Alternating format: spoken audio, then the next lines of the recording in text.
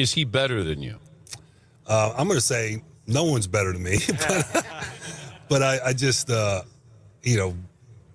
playing in his 7th Super Bowl. But the most prolific and pure passing quarterback that this generation has ever seen. It's Dan Marino, and it's always been Dan Marino. But Marino, if you look at the stats, dude, his first season, 48 touchdowns in that era. Back in, dude, what, best 70s? best quarterback 80s? season in history. I don't care what anyone says, That's dude. crazy. Like, every single time that I've been putting up and breaking these records. Talk about it. Marino had 100 Talk about it. We're in here. touchdowns in 3 years. I'm like, Miami what? Dolphins. I thought they ran the Still ball got the back greatest then. quarterback of all time.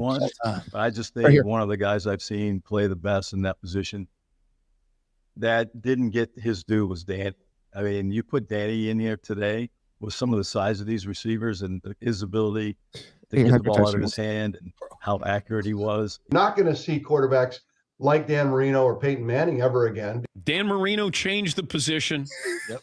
There's never a doubt when you talk about I want to see great a close up on quarterbacks. Kev. Get out of here, bro. I want to see a close up on Kev. Best quarterback of all Get me outta here. time. What are we You heard talking it here about? first. Yeah. Not first. You heard it here for the 1,000th time. Really? We want to celebrate Patrick Mahomes and his amazing historic. Doesn't sound like it. Sound like you want to historic- celebrate yeah. Dan Marino. But I did come across that, and I needed to play. I know there's some. I know there's some people out there. Super Bowl Yo. or his appearance in Bad Boys. Well, he's never won a Super Bowl. My For point. one, That's my point. Yeah. So his appearance in Bad Boys will have to do also Ace Ventura. Ace Ventura is Hey, that's a listen. great look. He's an actor too. Football's known as the ultimate team game for a reason. Okay, it takes 53 men. Yeah. It takes a practice squad. Let's make excuses for Dan It takes right the now. whole Let's go. building. Okay. Okay. He did run into a buzzsaw team of the Bills. Yeah. When they went 4 straight and lost all 4. Fuck y'all, motherfuckers. Yeah. But listen, Dan Marino is the best passing quarterback of all time. Okay. He's. I get where other people don't want to give him the GOAT nod because of the Super Bowl. Lack of achievements. I get it. From Achievements, he held well- every passing record there was. Yeah. So as far as playing the position, man, he did it the best, throwing the football, all that. Yes, you can argue that there are some leadership things. I mean, shit, there was one game where they were losing at halftime and he infamously or famously, however you want to look at perception, Yeah. he goes in and says, we're throwing the ball every fucking play when we go back out there. And they threw the ball every play of the half, won the game. Nice. So- Worked out. You can see where some teammates might not want to play with him. Never had a 1,000-yard rusher. Yeah. Okay. Offensive line, subpar. But, he never had any 6'3" receivers until Rondé Gadsden at the end of his career. And then Jimmy Johnson killed him. But, hey, Yeah. listen, man. Jimmy Johnson. Fuck Jimmy Johnson. Put the nail in the coffin. Okay, I just on wanted all them questions. I hear you. that. Yeah. Dan, greatest I of heard, all time. I heard Not all the that. I heard because I heard everything you Hold were on, what? saying. You wouldn't stand on that at all. Listen, I heard everything you. I was Because you said listening. achievements. That's really the only knock, right? It is that. Hold on, I'm just saying. Super Bowl. I It's heard what only you were not. saying. I listened to Oh. everything you said. Right. Oh, listen. Never had a 1,000-yard receiver. Never had a No, 1,000. running back. He had Running- 1,000 receivers. Okay. Mark Clayton. Okay. I just want y'all to know, Patty this year did not have a 1,000-yard rusher or a 1,000-yard receiver, and he won another ring. I'm not trying to hear the excuses, bro. Yeah. Keep him. Game's different. Keep him. Game is different. And that's kind of their Keep thing them. is that if Dan played Lean in on the today's game- conversation, brother. Let's get in here, Paul. If Marino played in today's game where the quarterback had more control throughout the game, they were throwing the ball more. It's the rules are more set to throwing the ball. In his day, he had to basically degrade everybody in the locker room in order to get that right. He wasn't the nicest guy, but I know, man. listen, he did his thing. Don Shula allowed him to do his thing. When Jimmy Johnson came, they ran that Cowboys offense. It didn't fit our team. That Aikman, one read, we just hand the ball off all game offense. It's not Marino's game. I got a question though, for real. When did Dan Marino even really come into this conversation? Like, we should be talking about Tom Brady. Is he chasing Tom Brady? Now we're putting stepping stones in front of him, like, because this whole talk has been about him chasing Brady, the greatest, right? Okay, so So now he wins another ring, and we talking about. Hold on, before we can talk about Brady, we got to talk about Marino, who don't even got a ring. First of all, Like, come on, bro. again. So if you listen to anybody pre Brady winning his fifth, sixth ring, they would say that Montana's the best ever because Marino never won a Super Bowl. That was always a little caveat, little asterisk. But my argument to that is always if you have to put a caveat or anything next to, he would be the greatest of all time. Then really, that if you were to pick anybody to play quarterback for you, just throwing the football, going out there and playing quarterback, you're probably looking at Brady, Mahomes, Marino. I got no problem with Those that. are your three. So you're fine with that. So when you're talking about when has he ever been in the conversation, you're listening to all the greatest quarterbacks of all time tell you who their favorite quarterback is. I have no problem. Who the greatest was? They didn't just say favorite. They said that motherfucker throws that. Nobody will ever throw the ball like him ever again. I have no problem with him being favorite. Kobe Bryant is everybody's favorite player. He's not the GOAT. It's hard for people. Some people to hear that. It's hard for some people to hear. It's a different conversation. That's a very fair comparison. If Kobe had every record there was, but he got all the rings though. He got the rings. He got everything you would want, bro. He got the 81. Like he got everything you would want. No, you're right. He has enough accolades you're right. to support the argument. I do like that. Like you know what I mean? The most skilled player. Like honestly, Marino's the most skilled quarterback. There were even for a guy who never ran the ball. Like he couldn't run. Like he was slow. Cement. His footwork and his release was so quick that he was one of the least sacked quarterbacks. And the thing is, he was just his issue was the whole like what I give like Josh Allen is the whole like that gunslinging. We're going to live and die by it. And at times, you died by it. And that's where you got the Brady conversation where it's like, okay, you made every right decision. Where Mahomes, again, when we look at a Super Bowl where, dude, they wanted him to want to take a shot, and he just took. I agree with you. Time. There's other quarterbacks who have the gun, like Brett Favre. He got a ring, and he's not I'm doing the right thing every time. He probably leads the NFL in picks. He does lead the NFL in picks. I just feel like be in that truly in that conversation. We could say you're talented, cool, greatest arms talent. I don't even know what the hell that really means, to be honest with you. But cool. But watch him throw the ball. We can't talk about GOAT conversation, and you don't even got one. And we talking about a guy who just got his third and his sixth season as a starter. Like, so the arm talent point, though, because you kind of like, you're a little dismissive to that. I think you probably agree. He said that you don't know what that means. But when you see like modern examples, like Aaron Rodgers, like Patrick Mahomes, but there's a different level of like velocity, or Josh Allen. Like there's probably like 10% of guys you could say you've ever watched, less than that, probably 5% of quarterbacks that you can say that you've watched that throw the ball like those guys, right? Yeah, I can agree with that. That's what we're talking about. But I'm just saying, go ahead. We're talking about the greatest guys, though. So Patrick Mahomes got the same arm talent.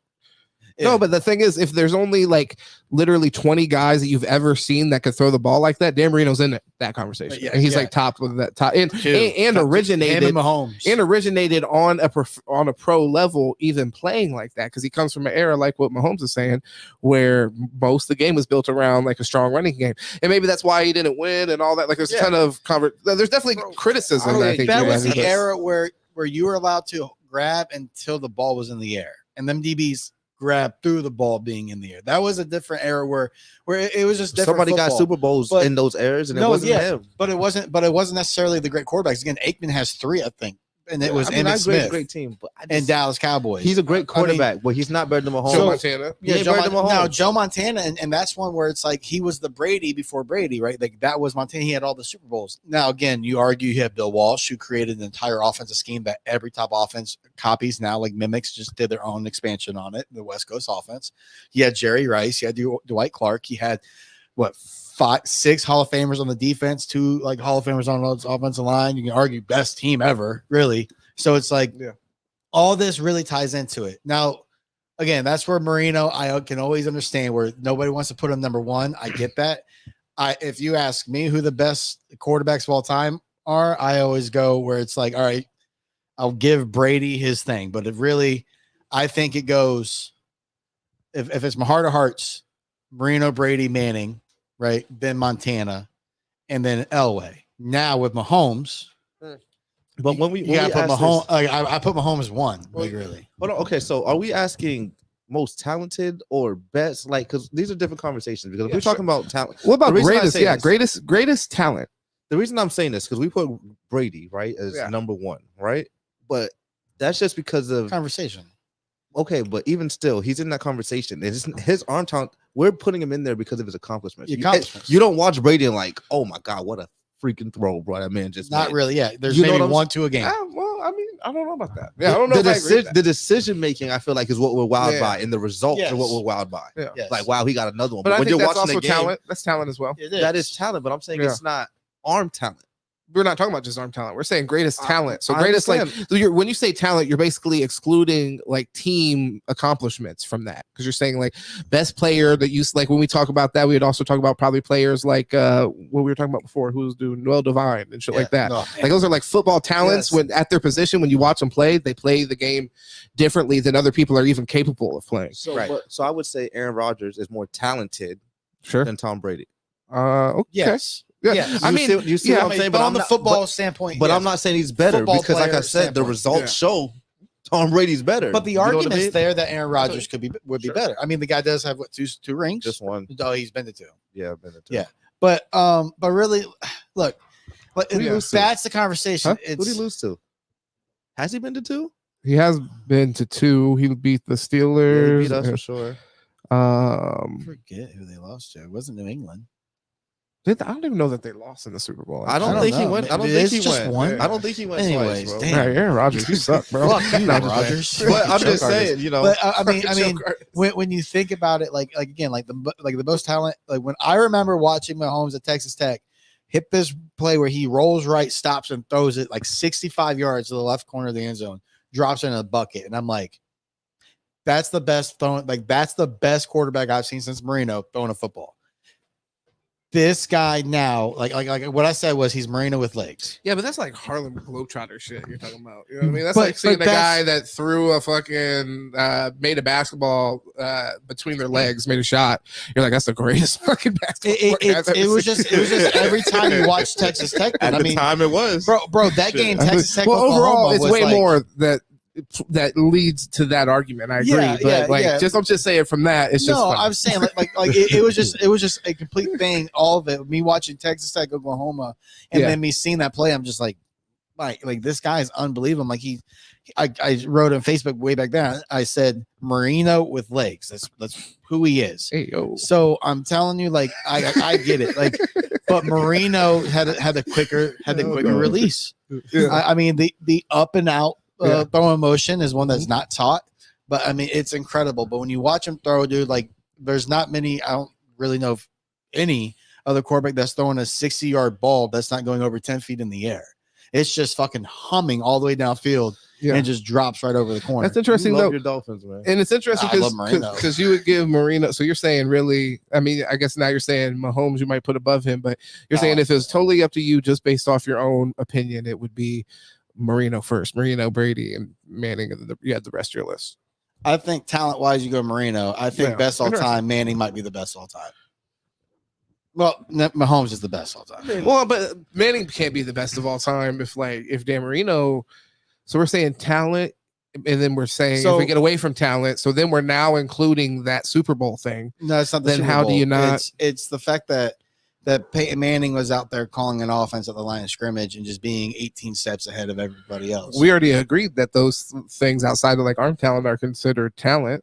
Yeah. So I think you're making more of like a argument of like he's the best individual football player of all time. But if you're talking about like best quarterback of all time, and then you're including championships, I think once you start to include championships, you can't not give it to Tom Brady. Like, I mean, But that's what I'm saying. The results, because would dictate it. Because he's won way more, was consistent, and was he was one of the biggest impacting factors on those championships. So it's like, and also that happened against the guy you're fucking talking about. Damian Woody himself, who played on the team on the Patriots teams, I think has 2 Super Bowls with Brady. He flat out said that Brady was just a part of that team, but that defense is what carried that team. For how many people though have said Brady's the guy? Way more people say Brady's the guy. You know what Asante Samuel said? Who was on that defense? Oh, listen. What did he say? Again, it's revisionist history. Well, hold on. What did Asante say? You just said you said what David said. He said it's all Tom Brady. Yeah, right. Give me a break. And he played on Bill Belichick's defense. Asante said that. How do you want to find out? The only point I was trying to make is whether you agree with it or not, there's always going to be a player who feels a different way about reality, bro. But the reality is that he was not the driving force in those first 6-7 years. That he was not. They had a top tier offensive line with the best defensive football year in and year out. But did they win before he got there? Oh my We god! went over this, Paul. Remember? We remember. But Belichick had what one season before Brady was there. I'm gonna tell you why. But remember, we had the veil lifted on the live. I'm not saying the whole because we came into this conversation last week and it was like Bledsoe was the playoff quarterback. I'm not saying the whole Bledsoe thing. I'm mentioning the defense. I'm asking you because he took over Bledsoe's team. This goes into my question about Andy. I got to think about Andy Reid, bro, because they're talking about him as the greatest of all time. Whoa. I mean, Andy Reid. There's a lot of people. There's a lot of people, especially after this ring, who are saying, "Is that validated?" I mean, I agree with you. No, but I feel like there's a conversation. He should have won with McNabb if he's the greatest of all time. That's what I'm saying. But it's the same thing with Bill Belichick, bro. He lost too. He didn't win before him. He didn't win before him. He didn't win after him. But listen, that's such a black and white statement because he didn't win before him with the Browns, which nobody won with the Browns. They moved after that, and they fired him and moved to Baltimore. So then he had 1 year with the Patriots. They did what to him? They fired him and then moved. But that was the Browns who were horrible. Yeah. So then he had 1 year with the Patriots, and then Brady got there, and then they went on this run. But if you remember the years and you look up everything with those Super Bowls, with those seasons, Brady was not this driving force in the NFL yet. That's not who he was. Again, that's where the second half of his career, he was the best quarterback ever. But at the beginning, do they win those rings without Brady? That's they don't win those rings without Belichick. That's not what I asked you, bro. You can't. Come on, can you answer the question I asked you? The answer is no. I'll answer it for you. Who knows? Yeah. But again, the defense matters. All this matters. I think that Peyton Manning was just he did. I don't know. I think Peyton Manning was better. The Patriots this year did have a great defense. They did have a great defense. They did. No, they did. They had they did. Yeah, they won 3 zero games. offense. Yeah, and they've always been like that. How was their offensive line? No, they haven't. How was their offensive line? Brady, bro. How was their offensive line? So my question is this: what do you mean? How does Tom Brady leave and then the next year they're so bad? That's my question to you. Okay, was he the only player that left? Okay, Gronk. But that's not the only two players. I'm sure there's more players, but I'm trying to say fundamental pieces left that team. But they always did. As long as you had Tom there, it was okay. That's the point I'm trying to make to you. That year he left, they didn't go to the Super Bowl, did they? They won. Yeah, they did. I got some of the stats. But I mean, he went to a perfect situation. I'm not even talking about Tom. I got some of the stats here, and I think partially what you're saying makes a lot of sense, Paul. Which, by the way, Paul B. Balcom, let's go ahead and I want to make sure that before we get any more into the conversation, Paul B. Balcom, go find him on Twitter, Balcom B. Paul on Instagram, and check him out for all of his hot takes, and he's going to let you know how he feels, and we're going to be getting into some of the coverage of the NFL draft coming up and stuff like that, so make sure you follow him for like some of that commentary, and then plug your, because I don't remember the Twitter. Okay, K_Jiggaman. Go check him out. Kev, appreciate you for dropping in here again. We're hot off the Super Bowl, and we're talking about Tom Brady right now. So you guys are already seeing. Well, let me make sure I got it up on the screen. I don't. How did we get to Tom Brady? How's this happen? Greatest of all time. Greatest of all time, brother. Yeah. So obviously, Mahomes is making a statement there. Continues to make a statement. Yeah. I got here. You guys can see at home the stats for Tom Brady and his career. So yeah, I think it's a little bit of like I think we misremember how much of a contributor he was. I mean, he's looking at like he is a quarterback that's going to give you 23 to 28 touchdowns at the beginning of his career. So that's really good. 2001, let's not skip it. 18 touchdowns, 2,800 yards. Did they win the Super Bowl that year? They did, and he didn't play the entire season either. So I mean, I'm just saying 15. So he had one game missed. So let's say he had 3,000 yards. Well, I mean, and also the other game he didn't play the complete game. We got to look full context. When did Bill Belichick come? In 2000. 2000? Yeah. So 18 and 12. I mean, that's not terrible. And like I said, he's a game and a half short there. So 18 and 12 is the rookie year. They win a Super Bowl, or second year. I'm sorry. Mm-hmm. And then 3,700 yards. That's not bad either. And then 28 touchdowns. You'll live with these numbers. These are contributing numbers. They're not bad. So and then obviously he breaks the glass ceiling at this point. 2007. That's when he has his 50 touchdown season.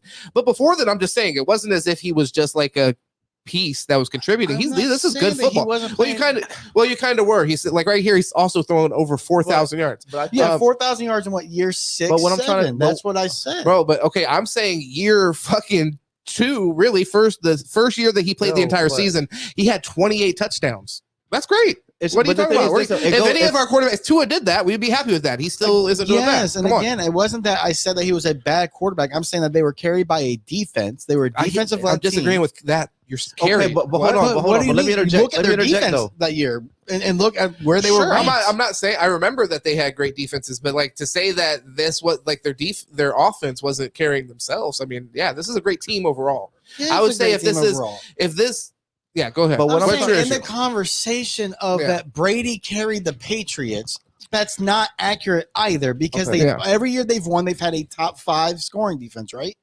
Every year they won, they had a top tier defense. So it's not like there was a year where their defense was bad and then he just took them to the Super Bowl and before won. That you're saying, or like later on in his career? I think any year. I think that's already been. If it's not top 5, it's at least top 10. But I believe it's top 5 scoring defense. But the thing is, it's always the diminish of the team for Brady, diminish of the coaching staff for Brady. So all I'm saying is if we're doing that at the end of his career, then at the beginning of the career, we need to sit up the same energy and say, okay, it was a defensive-led team. He won a Super Bowl with 2,800 and 3,700 and 3,600 yards, 3,600 yards. Then this year, like I said, year 6, 7 is when he started breaking 4,000 yards. But it goes into the point that I was making that if we look at Tom Brady, the reason he's the best is not because he wows you.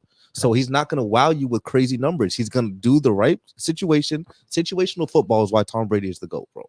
That is why. Right. So those numbers that you're saying he's not throwing for 40 touchdowns a year. That's not what makes Tom Brady great. Situational football work with a bad defense. No. Does it work without Tom Brady? There's other quarterbacks who have won with situational football. Well, did they win 6? Trent Dilfer. Not this many times. No, not this many times because there's not the consistency. That's my point, though. Okay, but again, I never diminished any of that. Well, I mean, but if you look at the beginning of his career, no. So are you diminishing everything about their defense? Well, you're saying that we're diminishing it. But hold on. So time out. The thing is diminishing. We should have context here. We're having a conversation about greatest quarterback of all time. So there, in that context, it's literally a conversation about Tom Brady. So we're rightfully giving him his flowers and saying he's probably earned that. You're choosing to make the conversation about something different than what it actually is. Quarterback. You know what I'm saying? You're saying, well, he didn't do it on his own. He had more support than anybody ever. But it's like I said, over at this time with football having 3,700 yards, that's nothing to sneeze at. Well, conversation. Tom Brady's the best of all time. There's no conversation about it. I think we agree.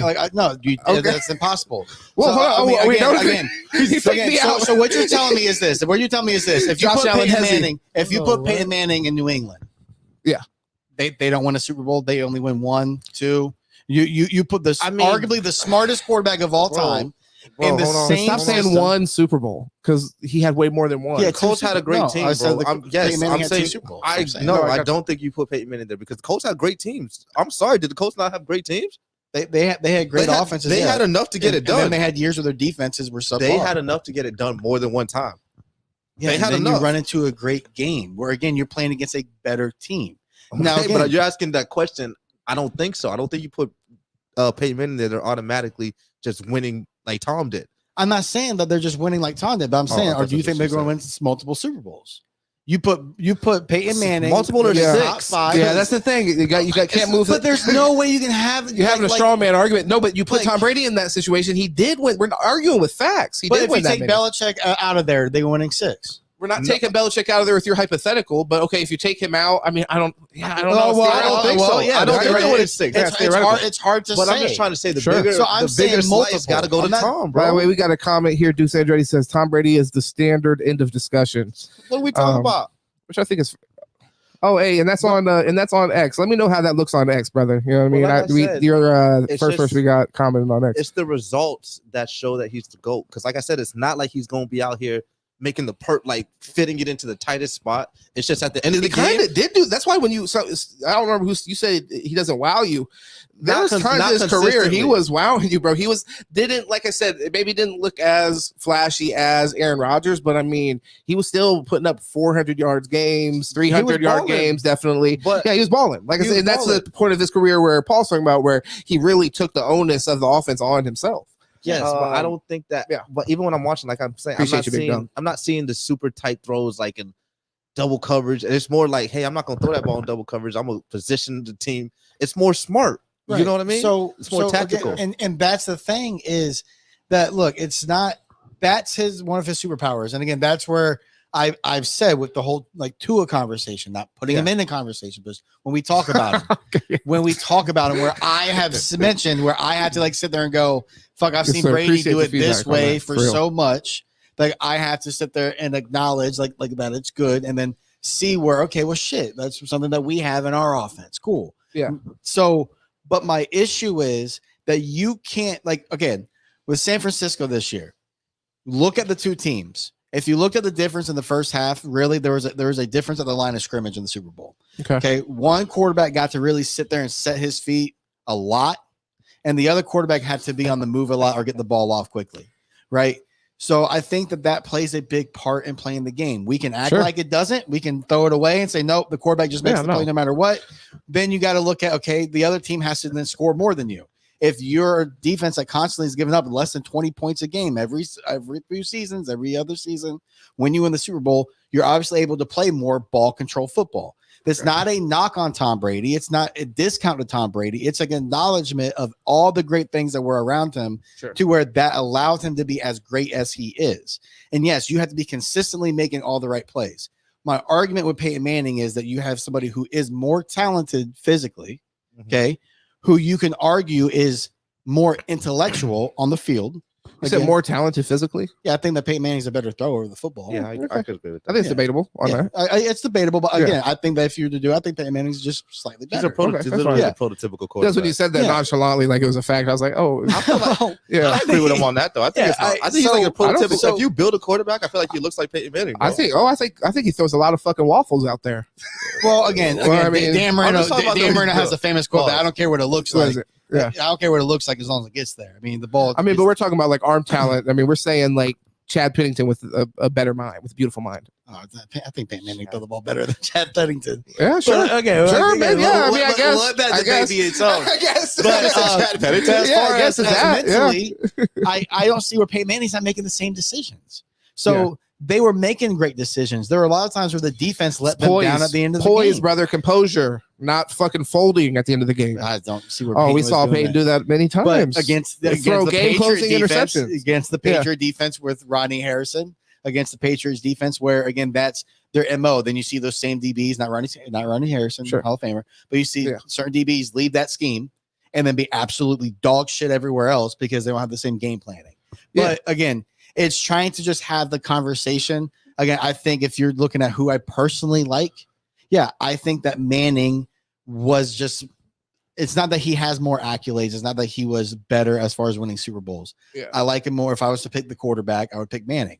Now, when we talk about now, like I acknowledge Brady as the GOAT throughout all conversation. But you just said it's not that. I've heard you mention every fucking other person. I've said it how many times privately that I'm gonna give you grace though, like, because he did. You know, you're a Dolphins fan. That's why you should know, brother. It's hard for you to just give it up like that. Like there is obviously a little hatred, but I mean, but it's not him playing. It's more of his helmet gets touched by Cam Wake and it's 15 yards on a third down that changes the game. But it's again, it's not any bias. Again, he is. I accept him as everybody's GOAT. But when you're asking me personally, this is my conversation. Everybody's GOAT. Now you're pushing Patrick Mahomes. You keep obfuscating and pushing it off to like everybody else. No, but Patrick Mahomes is, if you want to say who's the best quarterback of all time, I think that it's easy to look at Patrick Mahomes. But let me just throw this back real quick. And I know. By the way, we got another comment. Numbers don't lie. So yeah, I mean, just like that. I get it. My big thing was making sure you put Marino behind Mahomes, but also Marino got other people to climb, bro. Montana. Like I'm just saying, he has. It's a tough. The thing is, he has to overcome. I agree with Paul's point like where he has to overcome the championship. Charles Barkley's nice, bro. He just never gonna get the credit because you ain't get the ring. It's just the way. Is it fair? True. No, man. No, because you would never let anybody argue. You would never let somebody sit in front of you and say Charles Barkley's the greatest basketball player of all time. Well, no, but he's not even close to as. He was a baller though, bro. He's a baller, MVP but he that's was MVP. It's not what you are tripping out, bro. Charles Barkley was nice. 6'6". See, this is where come on, So saying not the best of all time means that they're not good or great, bro. The round rebound, bro. Like so, what are we talking about? Every great player is the best of all time. I just didn't like your facial expression, the way you disrespected my man. Come on, because we're calling Dan Marino the Charles Barkley of football. What is the difference, bro? bro. They're Well, putting because up numbers. basketball, an individual player can dominate more than in football. I'm saying come on. They're both putting up numbers, and they both didn't win.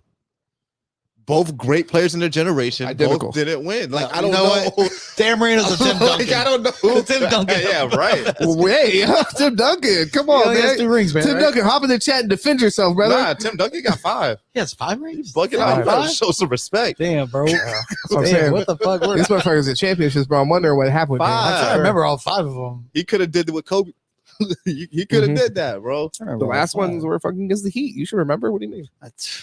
It's been a long time. Black that out. Those were beatings, brother. Yeah, those were beatings. I remember those finals coming on, and I was in Boca Raton at the time, living with a friend of mine, and so it should have been like lit, right? We were young. It was finals, bro. We were sitting on the couch, not even fucking watching the TV. They were getting smoked every game, getting fucking swept. What was it, 4-1? No, they might have swept them. Honestly, I think they might have swept them. Nah, y'all won the year before, right? It felt like a sweep. Sweep. Yeah, Mavs. You won the year before, and then. Shit, Also beat the Spurs. It wasn't the Mavs. It was the Spurs. It was the get. I lost to the Mavs first round. Never got that back. They were getting their get back. Yeah, because Dirk. Yeah. From D Wade. Jason Terry. Yeah, they called it a weak D Wade, brother. A weekend D Wade. The women had already started. That wasn't D Wade. Taking it out of him. I love Braun, but that finals all on. Oh yeah, he disappeared in that one. Yeah.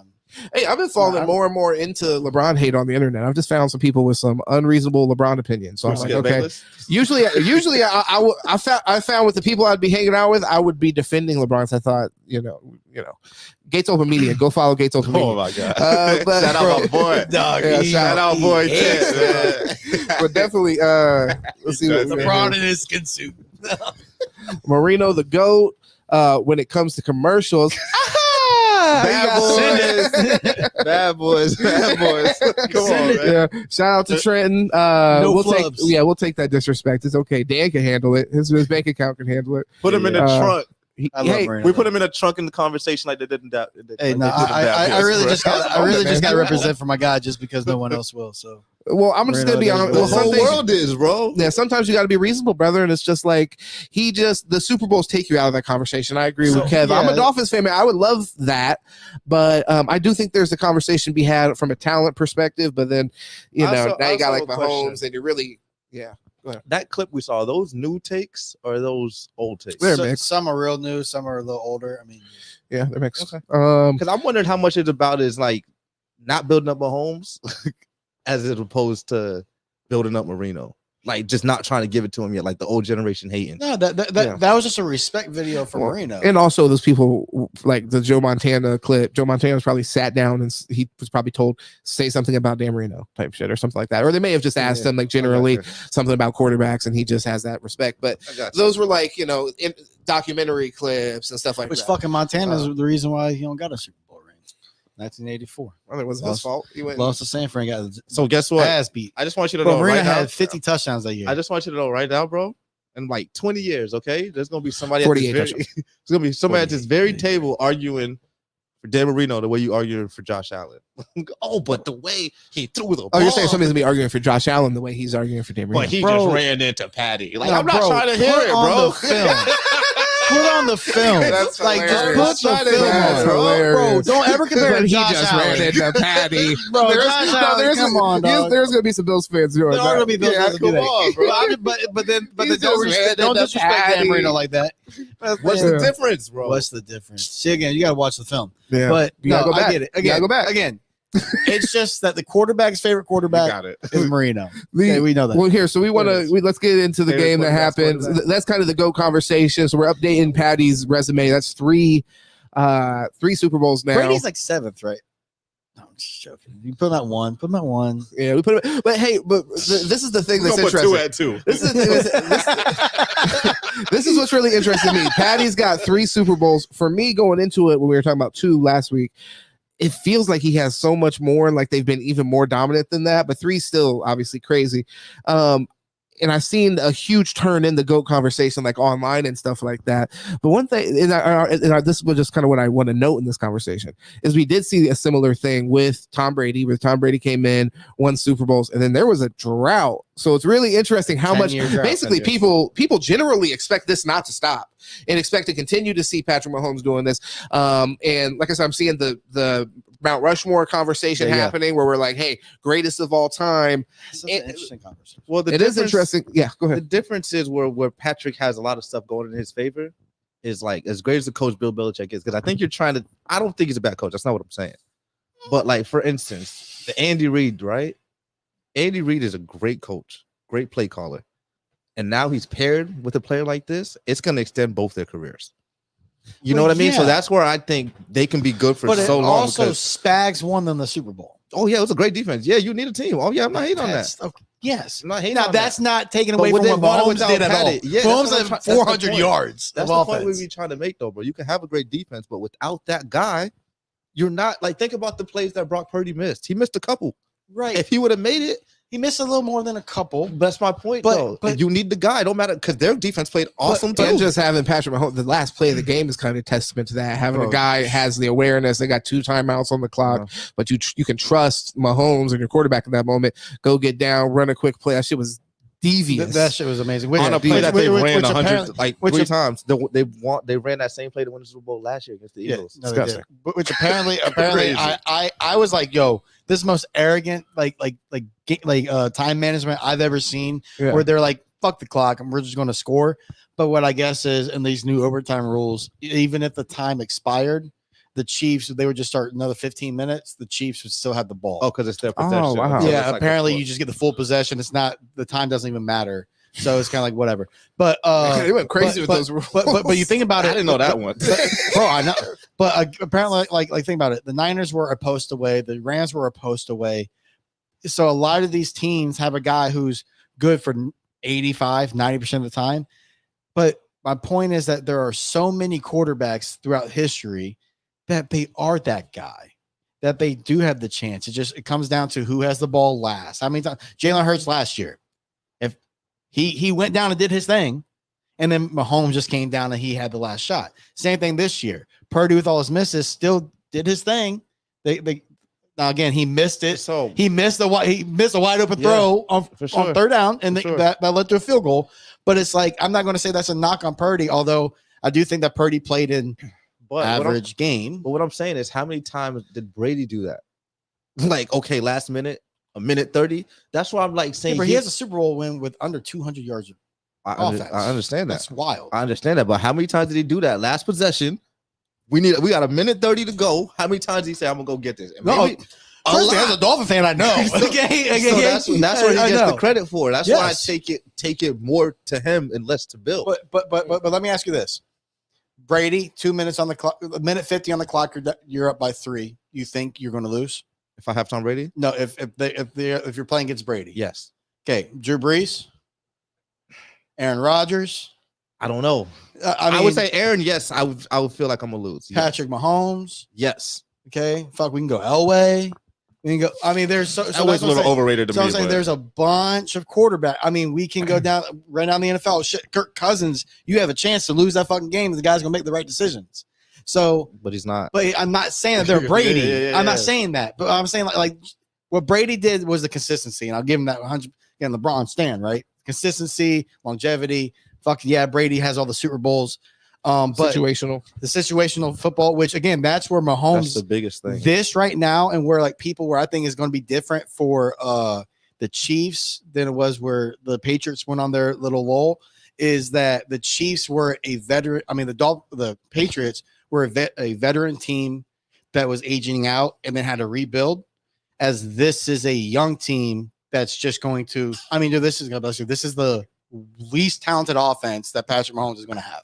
And I mean, and even as great as Brady was, and even last year, by the way, that's debatable. He had 400 yards. He had a shitty offense last year, and to see him overcome that adversity 2 times back to back, that's crazy. Bro, McDuffie's what, 2nd-year player? Ladarius Sneed's what, 3rd-year player? Bolton's a 2nd-year player. Like, bro, during the AFC Championship during the Brady dynasty, like you were looking at the Patriots, at least like as it went on, they actually improved the weapons that he had. Yes. With the Chiefs, we've seen the opposite, but we've seen similar results, if not better results. Shit, I mean, he's won the Super Bowl back to back. But Trenton here, I want to get to the comment. Brady also has a Super Bowl loss when he threw for over 500. Yes, he did. Yeah. I was going to bring that game up. Like he broke a record. He also broke a record. Like I'm aware of all that, and but it's just the highlight of like you can win the Super Bowl without really performing on offense. And it's just all goes with how we had this conversation when we were talking about Josh Allen because I was still impressed with his performances throughout, especially the end of the year. Sometimes when you throw for under that 200 yards, it's showing a level of restraint and understanding and understanding of situational football, what you have on the other side of like, I mean, for example, this game, how that started, like there was a lot of drives that the Chiefs let go, didn't do shit, and there was a mindfulness of it was a field position battle at a certain point. That was mostly what we were watching, not scoring, dude. But yeah, dude, the fact that I don't know the percentage, but I would assume like 90% on 1st and 10 they ran the damn ball, even when it wasn't working, bro. It was driving. I'm like, listen, man, and I'm just like, you gotta at some point, like I get it. We're setting up that one play. Feel like that one play should come, and then on 4th and 1 they run a damn veer option. Essentially, they just let Boza do what he's done all game, which is crash the run. Let him crash. They saw man-to-man defense. So you have the flat going out, bringing up the backer, and it's just a wide open lane for Mahomes. Have you seen the videos of like people saying that this is, I guess, going to happen all the time now, but people pointing at plays in the Super Bowl saying it's rigged? You may see that on Twitter.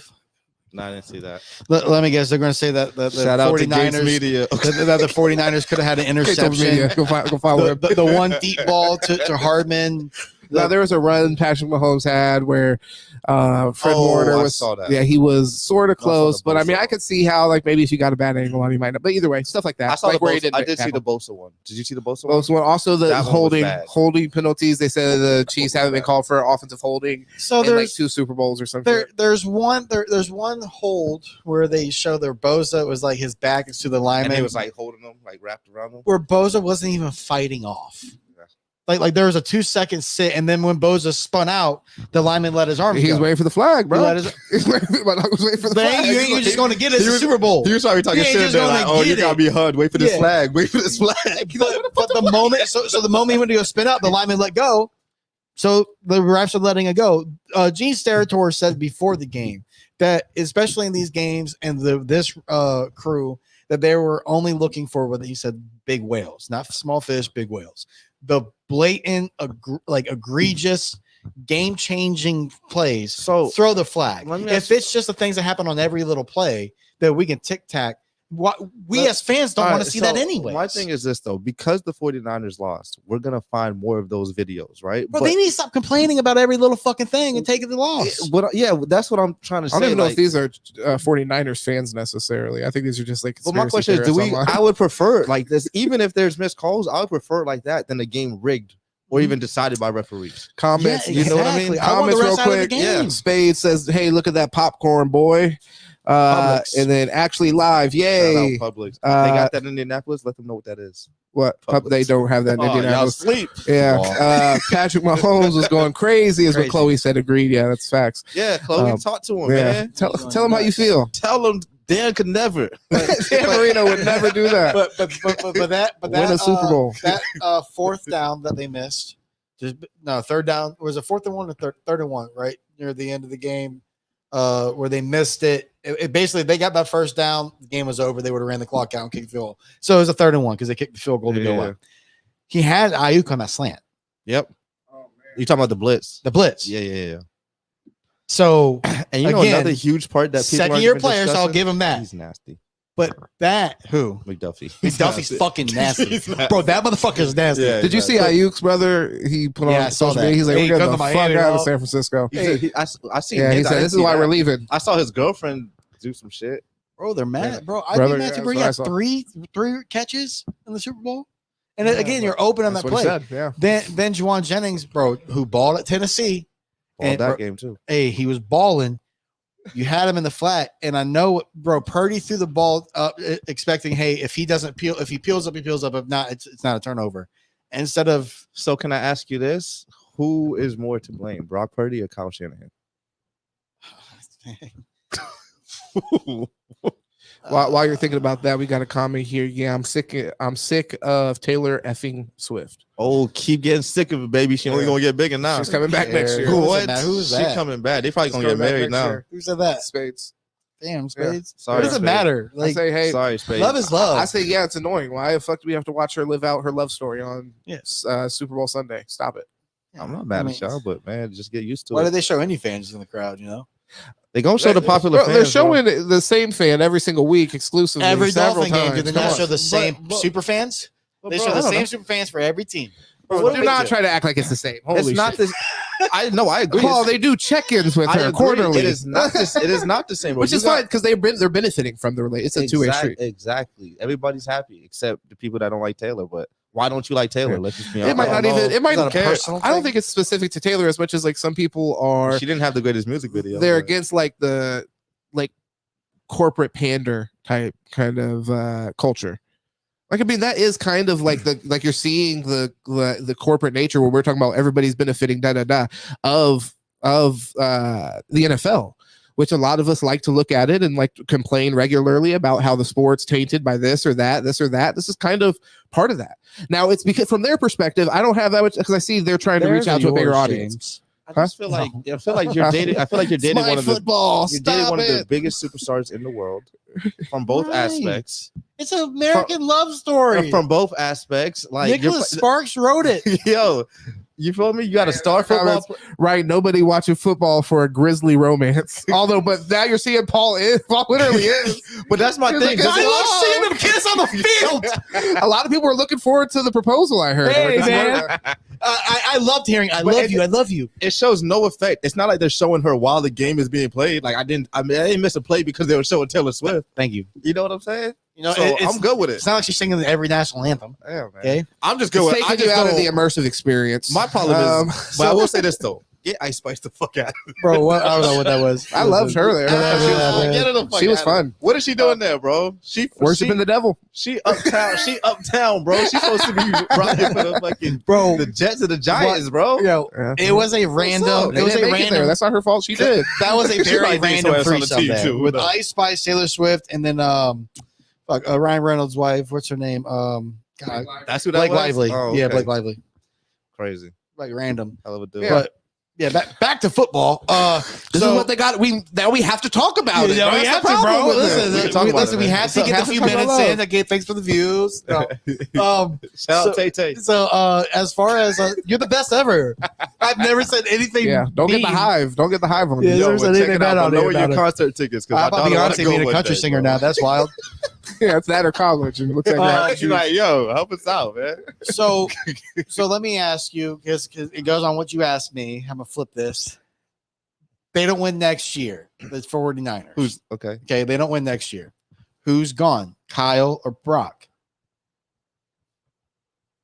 Brock. So then they try to get an established quarterback or a young quarterback. Because if they don't win, They're gonna have to pay him. yeah, if they don't win, it's like, why am I gonna pay you, bro? Like, this is the best team we're ever gonna have. Like, I don't even see the 49ers coming back better next year. I don't see it either, but they're the betting favorite over the Chiefs, which is wild. Who the Chiefs gonna lose? Yeah, bro. But Who are they gonna lose? They're keeping Kelsey. They're keeping Chris Jones. Keeping Mahomes. do you think they're keeping Chris Jones? Yes. He already said how he wants to come back. There was some kind of footage or whatever that was very positive towards the Chiefs from Chris Jones after the game, which again, that's emotions. But I think they're going to pay him. Like they have the money to pay him. Well, we'll see. And then I mean, they need him, but they also or something like him. I mean, but this year, and I mean, they even said as much. Like, I don't know if you saw the thing with Kelsey where he was. I don't remember what game it was, but he's like, we shouldn't have been here. Basically, acknowledging that how much adversity they went through, specifically in like skill positions. Mm-hmm. So a lot of people expected for them to upgrade there. So if they're not gonna, they're either gonna be able to do that, or the money is gonna have to go somewhere. So that's where I think the Chris Jones. Skepticism comes in because I've heard more of that. I've heard more that he's probably not going to be able to make it back. So I don't know.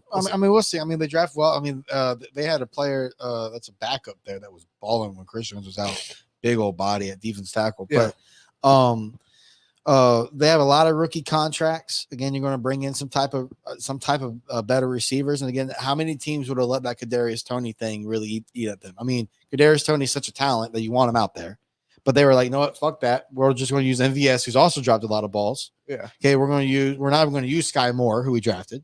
Right. We're going to sit here and use Rashee Rice and Travis Kelce throughout the entire fucking Super Bowl. And Pacheco. Yeah. I don't know if they're going to be happy continuing doing. I mean, right now they're on a high, but they're like the feelings in Kansas City was very tumultuous this season. Yeah. I mean, we've Tony's talked on gone. the podcast that Mahomes looked the most frustrated we had ever seen him this year. Not even a question. So I don't know. I mean, it's go ahead. No, but what I was gonna say is think about it. I mean, you bring MVS back. Who knows? I mean, how is he as a locker room guy? But you bring in a Calvin Ridley. You bring in a Calvin Ridley, who's not going to get top 10 money. He's probably going to get top 20 money. So he's going to be somewhat affordable for the talent level you're going to get. And you have a Rashee Rice, Travis Kelce, Isaiah Pacheco, Calvin Ridley offense. That already is going to be 7-10 points better. Yeah, I think you need more. Sure. I think you need to go get a top. One, though. I feel like you need to get a top flight receiver. Yes, they just won. Calvin Ridley's fucking. Calvin Ridley might be that if he gets there. But fantastic. Yeah, but I like Calvin Ridley. I really do. I mean, he was inconsistent, but he was coming off of a whole year inactive. And also his quarterback wasn't consistent. Yeah, no, exactly. Here, Can you get a Stephon? A couple more comments real quick, and then we'll get into the rest of these football topics. So the romance looks super PR like Timmy and Kylie. So Timothy Chalamet and Kylie Jenner. And Leonardo was looking high as hell. Yo, him doing bumps up there. Was he with Kevin Bacon and Johnny Depp? I don't doubt they were drunk out of their mind, as I was, as everybody was. Video of him doing coke. Oh, for real, bro. Him standing going like this. Hell yeah, brother. Well, hey. Okay, well, what the fuck is that? I say good for them. Enjoy your Super Bowl. Do, buddy. Yeah, I'm not mad at that. I mean, hey, I don't even want to. That's the thing. I don't have a super issue with seeing them. It's just at this point, it does feel like kind of like exploitive, even towards Taylor Swift. Really, I mean, I guess I don't know that I see her as a victim through it, but yeah, I don't really look at it as Taylor Swift's going to the game and like put me on fucking TV 6 times. I look at it more as like the NFL is like trying to benefit off of that kind of celebrity and attendance. It's just like the Tebow effect. Like I hated Tim Tebow, not because Tim Tebow was a bad guy. It was the Tebowing, and I'm like, he's not the first fucking player to ever pray in the end zone after scoring touchdowns. Okay, yes, sir. I grew up watching that throughout the '90s. All right, yeah, he was him. No, he was him. So, but it's unfair for me to hate him for everybody else, and that's kind of what people are doing with this, and it's kind of unfair. But I get it. It is times. I knew you hated on him, man. I could tell. So this whole time you never really made it apparent, but I knew you couldn't stand Timothy. Fucking do it. You know what I mean?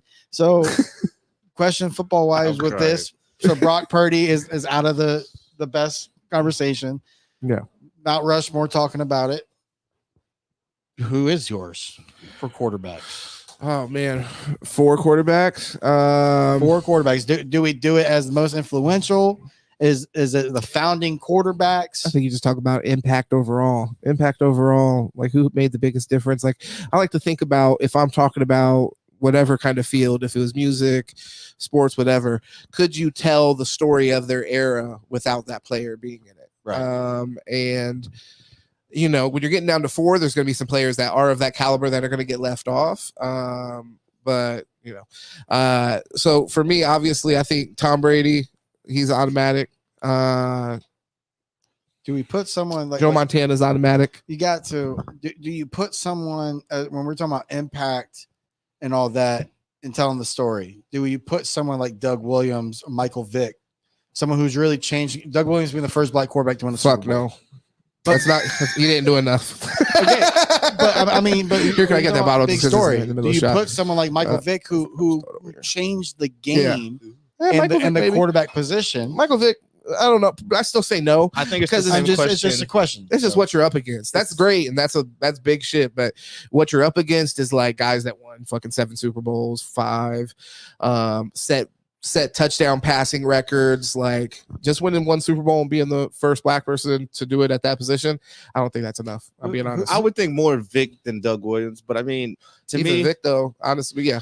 I don't think rings can really go for that because it's more changing of a guard. Like when we think about rings and somebody who changed shit and don't have it is AI in basketball. Yeah, right. Like he don't got the ring, bro, but he changed NBA culture 100%. You know what I mean? But now I'm not saying he's one of the greatest of all time. But as far as impact, his impact is so define that. What's your credentials for a Mount Rushmore conversation? Who's Mount Rushmore for football? presidents? In football, we talking about specifically? Football, yeah. Yeah. I mean, accolades, rings, team success. Okay. So, got to be Brady. Got to be Patty. Let's see. But are we putting someone who's 7 years in on the Mount Rushmore already? Yes. Are we having this be a longevity thing? Like we said that. So certain people, everybody can't go, right? But he can go. Everybody can't get in this club, but you're here, bro. You're allowed in this club. You're a paying member. Interesting. I feel like revisit that in 10 years and I'll put Mahomes there. It's if Patrick Mahomes retired today, he's a first ballot Hall of Famer. Right. But again, would he be Mount Rushmore just as far as, because again, you were talking about the story of the game. We're talking about impact of the game. Yes. So yes, to answer your question, yes. Right. So again, I think so. It's just all preference as far as like there's nobody who's ever done what he's done. Or the presidents on Mount Rushmore, the best presidents that we've had. I mean that's this is all subjective, but that's even more. Right. That's even more subjective because there's no stats that you could truly. No, I understand. Prove, you know what I mean? No, I understand, but I'm just saying it. So it's like that's where I kind of lean to like what could it be? But yeah, I can see putting Mahomes there. I just gotta put Mahomes there. So hold on, what was your 4? That plus I gotta go with as long as you got one, right? Is my thing too. You gotta have one. Gotta have one Super Bowl. You gotta have at least one. So wow. After Patty, gotta go Joe Montana, obviously. Okay. That last one, I mean, I'm going with Peyton Manning, bro. To be honest with you, that was so crazy. I didn't say you were crazy at all. I'm just saying there's levels though. So I'm probably dropping Peyton Manning off personally. I don't think he's like making mine. I appreciate the hospitals in Indianapolis though. Peyton was great, bro. Yeah, great. It was great. Yeah, he was great. But I mean, we're talking about a great conversation. Like we're talking about 4 people you could pick. That's extremely elite. I would pick him over a lot of John Elway. So I'm gonna go Brady, Montana. I'm gonna go, and again, this is to tell like who these guys now look up to, right? So Brady, Montana. Here we go. Did you see the way he said Marino that? Manning. Oh my God! You can't talk the history of quarterbacks without Marino. Patty. I said revisit it 10 years in Mahomes. I don't need to revisit it in 10 years. And Doug Williams, after all that shit he said. No, see how much you value that, brother. No, I was over the conversation, but no, like as far as Mahomes. Let me ask you a question. Because you said revisit this in 10 years, right? Yeah. If Patrick Mahomes retired today, who had a better career? So why do I need to revisit in 10 years if he already had a better career? Again, we're not saying who the 4 best of all time is. We're talking about like who would be the Mount Rushmore, who would be way you slice it. Patty is on there, Marino's not. You bro. can't tell the story of any great quarterback that you love without them talking about one guy. So again, that's where it's like, is he their Mount Rushmore? Yes, all of them would put him up there. So where is it crazy for you to also just respect it? I just don't know. Because there's people who have done more and are more accomplished. It's not that he's not more talented. accomplished for Super Bowl rings. Is that the only thing you can accomplish? Because that's a team award. That's a team accomplishment. That is a team accomplishment. 53 men. So I agree. But when you talk about personal accolades, what's more impressive than all these players? When we talk about all these players have at least one, bro. Single season passing record, career passing record, career touchdown record, single season passing record. Let me ask you a question. Would Dan Marino trade his career with Patrick Mahomes? Maybe. Honestly, how arrogant he is, he'd say no. He'd be like, no. And maybe not, man. You have trade Miami too. All the time. I'm talking about the fucking career. At the end of the day, when they say, "Look at this shit," whose career are you taking, bro? Let's be honest. Yeah, but the thing is, you take on you're not considering like context in the time that Dan Marino played for what he did. So it's like when we're just simply trading it. But here, Trent, I want to get into Trent's Mount Rushmore that he posted here. Trent, that's my boy. Shout out to Trent. Yo. So he got Tom Brady, Fran Tarkenton. So there it is. Hey, Bart Starr. That's not my boy. Hey, there's Bart Starr. Some Viking. I love it. I don't know that guy. Take it back, man. Joe Montana and Patty Mahomes. Mahomes. So he's saying Pat's on there too, man. You went crazy with Fran Tarkenton. I ain't mad at the first man to run 20 yards back after the snap. Hey, we want to put Dan Orlovsky in that. No, that's what I'm telling you, man. Put Bart Starr, man. Bart Starr is a kicker, quarterback, running back, linebacker, receiver, tight end. You wouldn't even start today. I think Tom Brady and Joe Montana, those two are locks. I think Patty Mahomes honestly has earned the right to be on there already. It's a lot. If you're just talking about like the transition from the era of Manning and Brady, I think really like Mahomes is pivotal in that. And then we're still kind of waiting to see what guy's going to step up to be like his real dance partner between Burrow and Allen and such. And I was going to say, I think that question can be kind of like put on hold until somebody does something consistent, because there's just a list of quarterbacks that we're just trying to throw anybody up there, and it's like Dan Marino. No, you're talking about people right now, right? Yeah. I'm talking about people right now to be that Peyton Manning to Tom Brady, right? It's like, I guess right now the closest thing you can say is just because of like them playing all the time in the playoffs, Josh Allen would be Josh Allen. Yeah, a lot of people would say Joe Burrow previous to the season though, so that was a. But see, that's where I want. I understand the consistency, consistency, and longevity, and then that's where Mahomes being 6 years starting, 6 years AFC championships. That's the epitome of what I'm talking about, right? Yeah. Like you can't just go, okay, 1 year we're here, next year we're here, then we're like we have to be consistently there before I put you in that conversation. That's where it's like, all right, I'll give Josh Allen that you've been the biggest foe in the playoffs. Yeah, but we need to see more.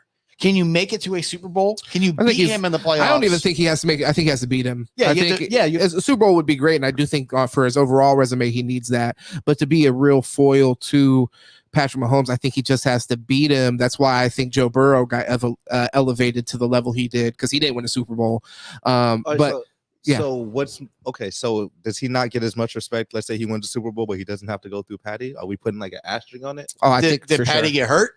I think either way, or somebody else beat him. Because I think about that sometimes. I think either way. I think if he doesn't beat play Patrick Mahomes the year that he wins, then that'll be a part of the asterisk conversation. I'm not not going to put an asterisk on it. If he wins a Super Bowl, then you won the Super Bowl. But but then that's not the question. It's not like, does it not count at all? The question is though, would you have beat Patty? Let's say Baltimore beat him, and then he beats Baltimore. We're gonna say, well, you didn't have to play Patty. I don't. Sure. I mean, no. I mean, like to Paul's point, if he's hurt, the same thing happened with the Toronto Raptors, for example. They won a championship, and people are like, well, but you beat a fucking hurt is different. But I'm saying if they just beat, let's say another. Okay, what's the difference between he didn't play him, or he was hurt and just didn't run into him? Either way, okay. Because so is there a distinction for you? Because he's still competing. He's still competing. Well, no, is there a distinction for you? So if Patrick Mahomes got hurt, then it would be an asterisk for you then. Yes. Okay. Because Patrick Mahomes had no chance. I can agree with that. Right. That's what I'm trying to say. But if Patrick Mahomes plays the Ravens, let's say, or let me revise that. When Patrick Mahomes plays the Steelers next year in the playoffs. Man, I like the confidence. You feel me? And I like Kirk We're shutting the pod down. This was a good conversation. We have more to get to, but and then it's just, what can we do? It's Patty, man. No, and I feel you on that. I think that's I think it's fair for that to be a part of the conversation. That'd be a part of the story of that Super Bowl, that he didn't face fucking Patrick Mahomes. But I feel like if we beat them and they beat us, it can't be like, oh well, yeah. I mean, I think people could, and I probably would. I'm somebody I like support Josh Allen in these conversations. Usually, I'm impressed. Yeah, you do, I'm impressed by what he's able to do. So I think he's a legitimate franchise quarterback. I think that he was. I kind of thought people did him shitty with the Burrow conversation. That's really when I started. That's when I started defending him a lot, because people started coming on here saying fucking Burrow's like no question better than Josh Allen. And I'm like, bro, we were just talking about this same conversation with people anointing Burrow was the conversation we were having about Allen the year before, and I didn't love it then. But then when a year later you're fucking throwing that out the fucking window because some other guy beat him, Joe Burrow beat him that year. I didn't like that. I didn't appreciate that. People are wild with that. Bro, he's still throwing 30 plus.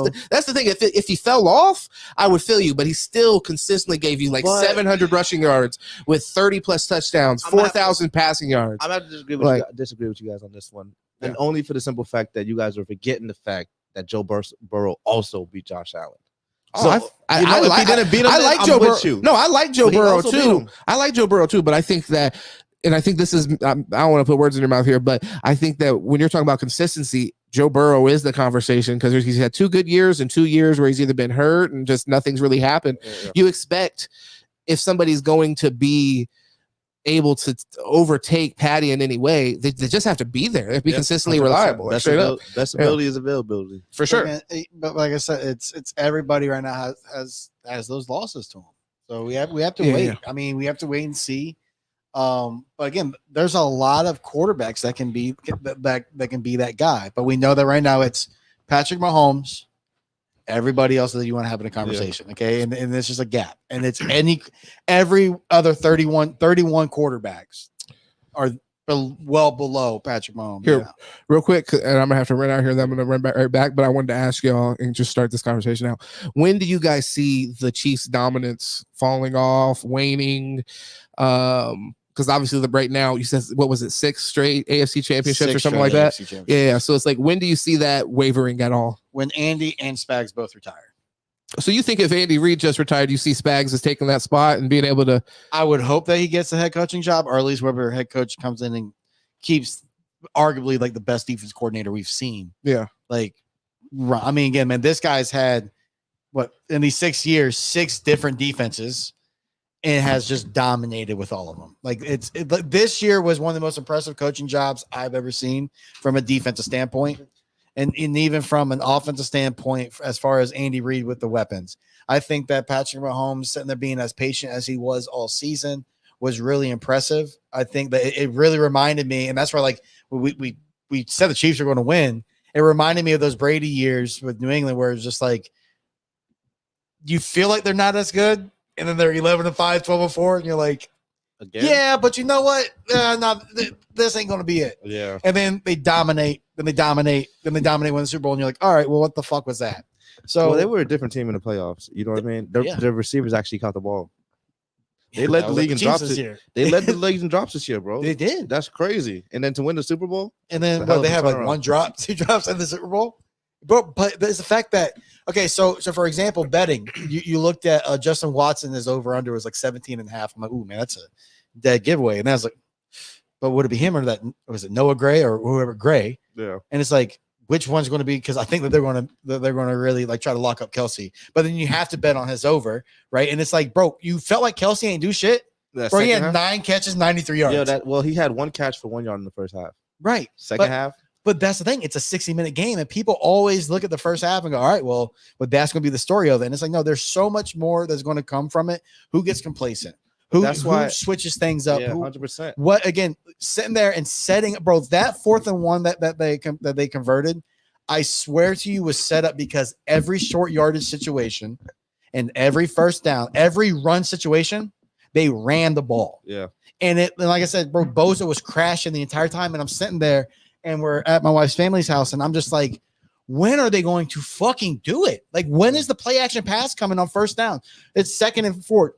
Fucking run play action, please. And they're just not doing it. Then, like I said, dude, you see Bosa crash, and I'm like, well, holy shit, dude. And there's just Red Sea open, and it's like, that's why I asked you that coaching. But the thing is, that's why I asked you about Shanahan.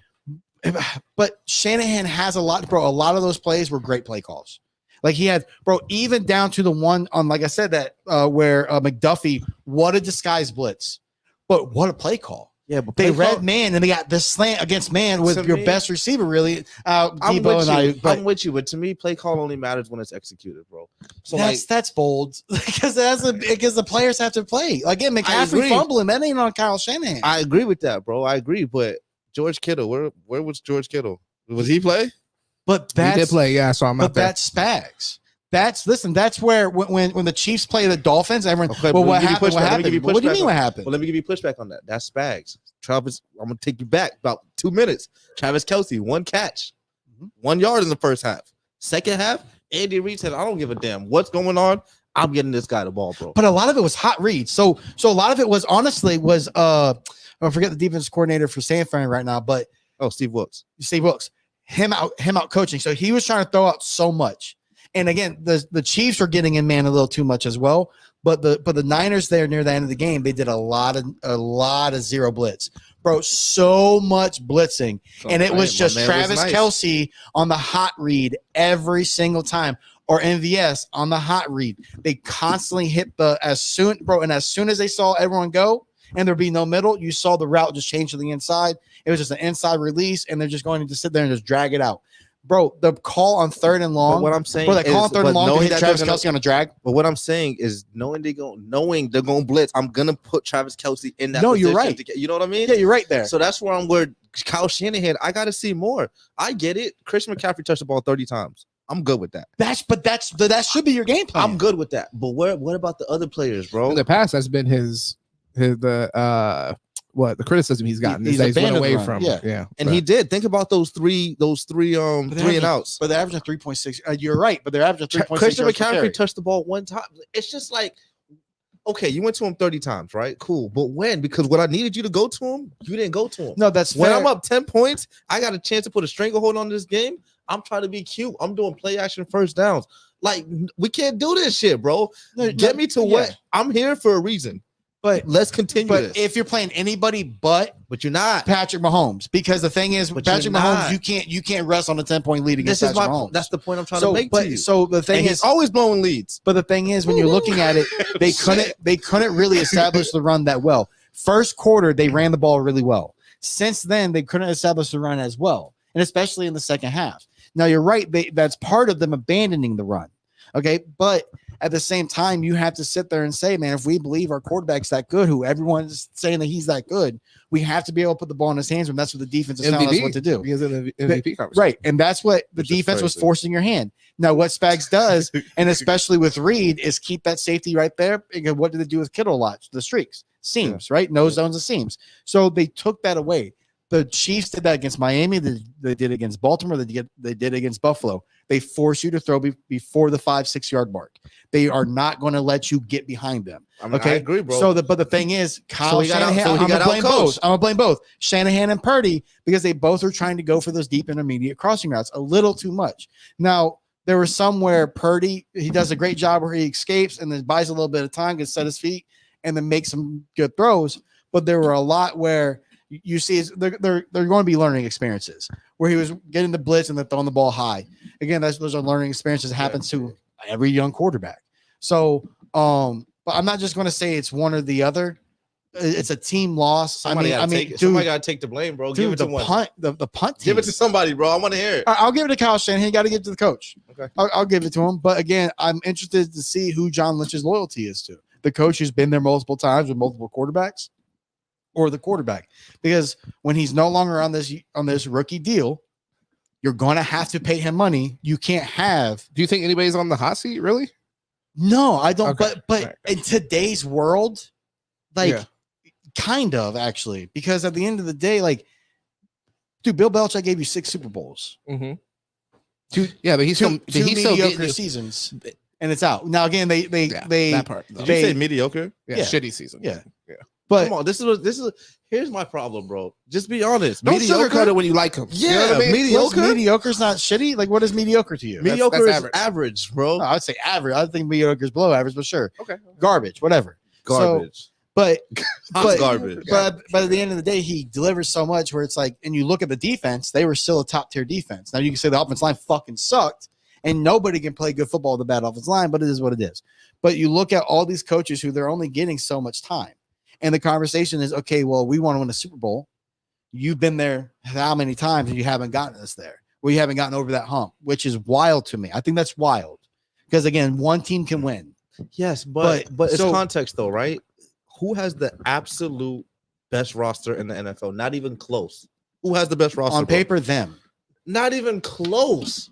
Yes, but again, do you think Chase Young is as good as advertised? This is like the LeBron shit, though. It's like, bro, it's really hard to get there, dog. It's so like, hard. So to say, like, I get it that they haven't won, and it is something to, look at. But one, I think that to a certain extent, we saw him try to address some of his issues from previous performances. Yes. So I think that's promising. Yes, it is. And then also, like I said, just take into consideration, you getting there is really a blessing and hard as fuck to do. Yes. And it gives you the best opportunity to win a Super Bowl is to get there, be able to play the game. I'm on the side of keeping Kyle Shanahan. Okay, I'm not saying you got to. I'm not saying fire Kyle Shanahan. I'm just saying this I think he can't be on the hot seat. Yeah, I'm just saying the conversation and why, because it's just the nature and of also the game now. the fact, bro. Like, let's just be honest. Not that it made a difference to the game because it really didn't. But how you gonna have players come out and say I didn't know the rules? That's wild. What the hell are you talking That's about? You wild. don't know the rules. That's bro. wild. Hey, we didn't know the rules, right? I'm not gonna say we, but for the story, we'll say we. All right, I didn't know the rules, y'all.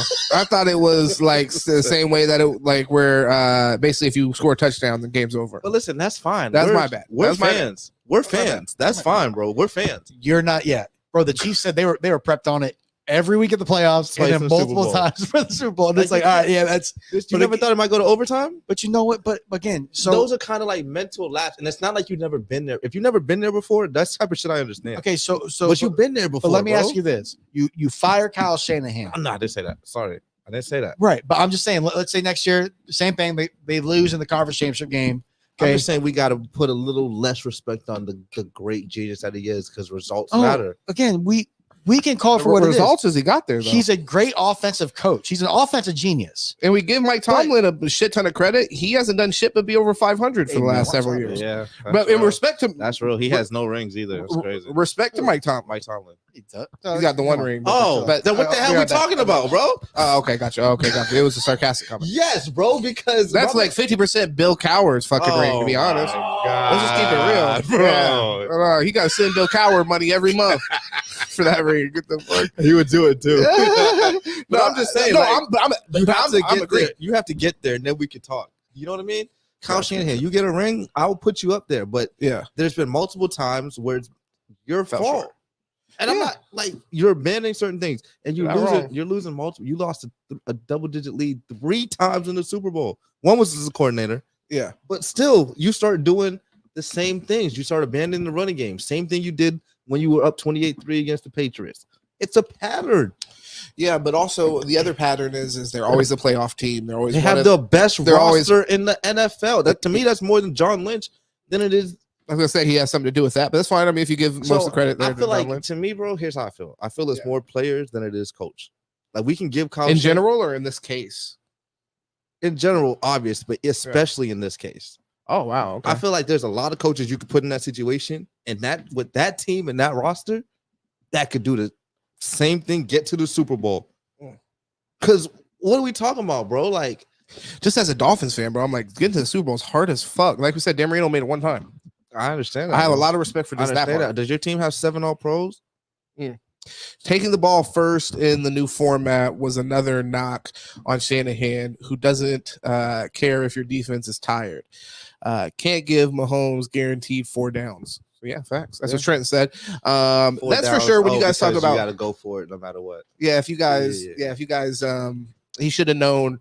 You put Mahomes in a position where he knows exactly what he has to do, and that's like what a lot of people's criticism was after the fact. But I'll be honest, that's a great point. That I don't mind though. I don't mind him taking the ball first. I look at it opposite. What if Patrick Mahomes goes and score a touchdown? Now we're putting pressure. I don't know if y'all trust Brock Purdy like that. Yeah, but you already know that. But then you don't deserve to win. You already know what. Well, no, I'm saying like, but now you know you have to do that and it's in your hands. Right. So in the other case, now you didn't know that. You put up 3. Now you just now the game is out of your I offensive get that, hands. but what I'm saying, do we trust Brock Purdy to go down 7 with that on him? Does Kyle Shanahan say, all right, I trust this guy to be in this situation? But alternate reality, he didn't do it anyways. But real quick, yeah. But hold on. But really, think about it like this: he went down, got you 3. If it wasn't that he had, again, that's pressure on because again it's overtime in the Super Bowl. He drove down the field, got to a 4th and 2. If you're down by 7, you're not kicking a field goal. You're going for it. Do you believe in your offense and that offense to get 4th and 2? I think so. So I agree. You should have kicked it. I'm just saying, in his aspect, maybe with Brock Purdy, he's thinking, I don't want to put more pressure on this guy. No, I get it. Especially when you don't really know what you have. Like we know he's good, but we don't really know when that pressure comes, what he gonna do. But just strategically, I feel like the Trent's point, it just makes more sense. Yeah, like, you guys made the best decision. And also put my point really. No, but also put pressure on the Chiefs then to when they get to like a 3rd and 5, they may have that arrogance that they have Mahomes. They may fuck around and go for it. And then now all of a sudden you got to go get 3 points and you can win the game. So the guaranteed 4 downs is actually that's a great point from Trent. And then you had them in the Super Bowl party we were at, we saw it accordingly, where people were noticing that the play calling that was happening, for example, was like they're doing this play calling with in mind that they have 4 downs. Yes. So it's like you really put them just 100%. strategically in that driver's seat. Go ahead. Yep. But like really, I understand where he probably thinks my best unit right now is my defense. So keep them on the field last. Like I can understand that. I'm not going to say it was the end all decision. It was a horrible decision. Again, that's whatever. If it works, it works. If it doesn't, then now you're an idiot. But I have a question about the rules. What's up? If they scored, let's say both teams scores, and next one wins now. Yeah, next score would win. Okay, so it's not like if they scored, then it's not. It's not guaranteed rebuttal. Okay, gotcha. But really, I think that an issue with the Niners team, and again, like a guy like Chase Young is not as good as advertised. He's a splash player who takes multiple plays off, who disappears throughout games. Nick Bosa had 2 of the worst plays defensively in that game. The one Mahomes just missed the throw. Like it was a great defensive play, but it's the one where he knifes inside and gives Mahomes the outside. Mahomes runs, throws a pass on the sideline, incomplete. That could have been a touchdown. Then, like I said, that 4th and 1, that all happened because he crashed on the run. He didn't play edge responsibility like you're supposed to against a quarterback like Mahomes who you know can run. Yeah. So it's those undisciplined plays that kind of kill you, and it's those are your most athletic players that are doing that. And the problem is, who are you going to pay in 2 seasons? You're going to pay Debo. Christian McCaffrey's probably gone, right? Let's say 2 years from now, he's not the same back. You're not going to pay him top money. He goes to his 3rd team. You're going to keep Debo. Ayuk might be gone. George Kittle's gone. So, okay. But you're going to have to pay that quarterback. So I think that like this is their window. This might have been the year. Yep. I mean, dude, it's crazy to me that Juwan Jennings is your 6th target. Think about this offense. And this is what kills me. Again, you have a great offensive line who, like a young certain quarterback, you have a lot of time to sit in the pocket and make a decision. That's great for you. Then you're making that decision looking at Brandon Ayuk, who would start on what, 26 teams, be the number 1. Yeah, okay. And 1 or 2 in every offense, right? Debo Samuel was one of the best in the league, right? Okay. George Kittle, one of the best in the league. Okay. Christian McCaffrey, the best receiving back in the league. Okay. Then you have Kyle Juszczyk. Best running back. We'll just leave it at that. To me, I think you're right, but I'm talking about just targets, just throwing the ball. Who you throwing the ball to? So Christian McCaffrey, yes, best running back. Yes, best running back, but then receiving back, he's the best. Okay. Trying to run from that Derrick Henry conversation. Because Derrick Henry is the best running back. He didn't even want to get off track. That's good. I appreciate it. Yeah, I'm not going to. Yeah, go ahead. But Kyle Juszczyk, listen, Kyle Juszczyk makes every game, like again against the Lions, an acrobatic catch across the middle. This game he makes first play, but then on that drive on 3rd down, he makes a play where he's outstretched, catches it, and then makes a diving reach for a 1st down. And it's like, that's your fucking fullback. Bro, that's your 5th target. The Dolphins don't have a tight end that would do that. A lot of teams, bro, I like Durham Smythe as a 2nd tight end, but he's not making these athletic plays. And that's your fucking fullback. Then you go to Juwan Jennings. Yeah. And it's like, okay. Yeah. And people, they got Conley. Conley's a good player. Problem is, though, he's not a great player, but it's a solid player. I feel what you're saying, but this is where when you were gone, we might have had we touched on this a little bit, and you gave the credit to John Lynch. But a lot of that is like they draft these guys. Yeah, or they're smart in cases with like McCaffrey, where they go find players that are in bad situations and they pay them. So it's like not amounting to shit. So and they're still not afraid to do that. They just did that with Chase Young, even though that didn't do it wasn't a crazy successful pickup for him. But you just see that that's an aggressive team, and that they're willing to play this kind of like new age of football where they go and they get talented guys they put them together. That's why I have confidence that even if this group might fall apart, they might end up being able to put other pieces around. What quarterback? I don't know. Yeah, so the quarterback thing. Again, it's not an insult on Brock Purdy. So Shanahan, like, let's just say a top 5 coach in the league right now. Yeah. Top 5 coach. Yeah. All right. In the league right now, not all time. No, of course, yeah, I know what you're saying. Okay, so we got. I'd have to think about it, but I mean, I think it's really, I would have to really break it down. So Mike Tomlin is already in there, obviously. I mean, that one, I'll be honest, is we got a ring, but I mean, like, I'm just talking about today's NFL because Mike Tomlin's a really good coach, right? So but he's in there because of consistency. Exactly, but Shanahan is an offensive. Like, I won't give Tomlin that. You know what I mean? Like, he's not an offensive coach; he's a defensive coach. Exactly, but also hire somebody. Because I have my issues with Tomlin. I love Tomlin, bro. But I have my issues. But your offense coordinator now, Arthur Smith, is going. He fits everything you do. I like it. It's gonna be great. I like it. We'll see. But all right. I mean, I'm You taking got Andy Reid, Mike Tomlin. Are you saying Tomlin's not on there? I mean, you no take issue with that? Tomlin's on there, but I mean, like, it's getting close, man. I love him. Never having a losing season. I'll give him that. But I think he's one of the first ones to go on there. Andy Reid probably is the first one. Andy Reid, Mike Tomlin. I'm not saying one or two, just them both on there. Yeah, I'd say one Andy Reid. Personally, I would have had Vrabel in my top 5, and he's out. wow, Bro, what he did with that team, again, very underwhelming roster. Very underwhelming roster. 12-4. oh, that season. But it's been all seasons. They've been one bad season. It's been What about D'Amico Ryans? Does he get it off 1 year? No, he has to be consistent. Should have got coach of the year. Roll Tide, D'Amico. Okay, so then what do we say about How about Kevin Flores? Stefanski? Top 5 To is me, he's a tough. great coach. I mean, I feel like we're missing the most obvious one. So McVay's there. Again, so that's McVay. He's the most obvious one. So to that's me. 3. He's in So there. you got Really? McVay. Yeah. Yeah. Well, I mean, Andy Reid's the most obvious. Yeah. So my thing about Andy, bro, I love Andy Reid. Damn. I love Andy. Damn, bro. I know how to fish, bro. Hey, I you can know tell. what? I Conversation. listen. Let's go. I listen to those buzzwords, the undercover hate. If I catch it, we dig, and we go and we figure out where we're at. It's not hate, but it's just we got to keep shit realistic, bro. Why are we putting Andy Reid there? Because he got 3 rings? No, It's another thing. Overall coaching. Consistency where he goes, success follows. Yes. Also, something I really appreciate from a coach's standpoint, and also why I would give that to Tomlin would be just like not running a dysfunctional organization. From the outside looking in, some of these franchises and programs, you can tell that they're just ran real fucking loose.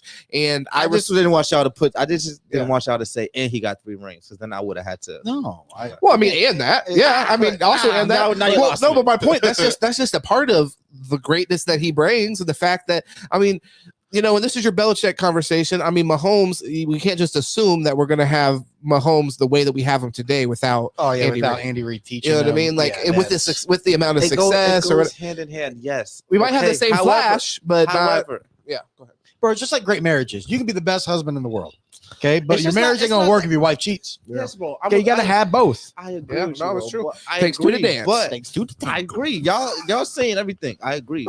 But when we saying certain things, okay, NFC conference game. I'm not hating consistency, right? You're there. even getting there. Okay, how many rings? Because you said, yeah, that's part of it. Yeah. Before he had Patrick Mahomes on his roster, how many rings did Andy Reid have? He had 0. So now he has Patrick Mahomes, and now he's on 3. We're suddenly saying, oh, he's the greatest coach. No, greatest coach in the league right That's now. my problem. Name the coach that's won a Super Bowl with a bad team. I understand that, but I'm telling you, And also, you straw man our argument right there, because we're talking about right now. We're not talking about greatest ever. We're saying right now, Andy Reid. If you were, if you had a team, having him, if you had a team and you had to win the Super Bowl, for instance, go ahead. All this hate I'm throwing on Bill Belichick. Yeah, I promise you, if he had Patrick Mahomes, I wouldn't be doing it, because his team would still be good. You understand what I'm saying?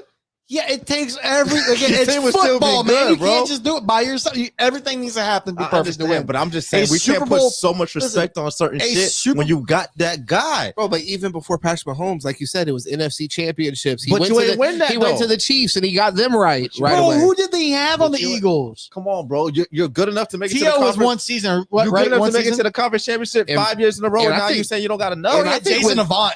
I think with McNabb, some of us have revisionist history. I don't know that.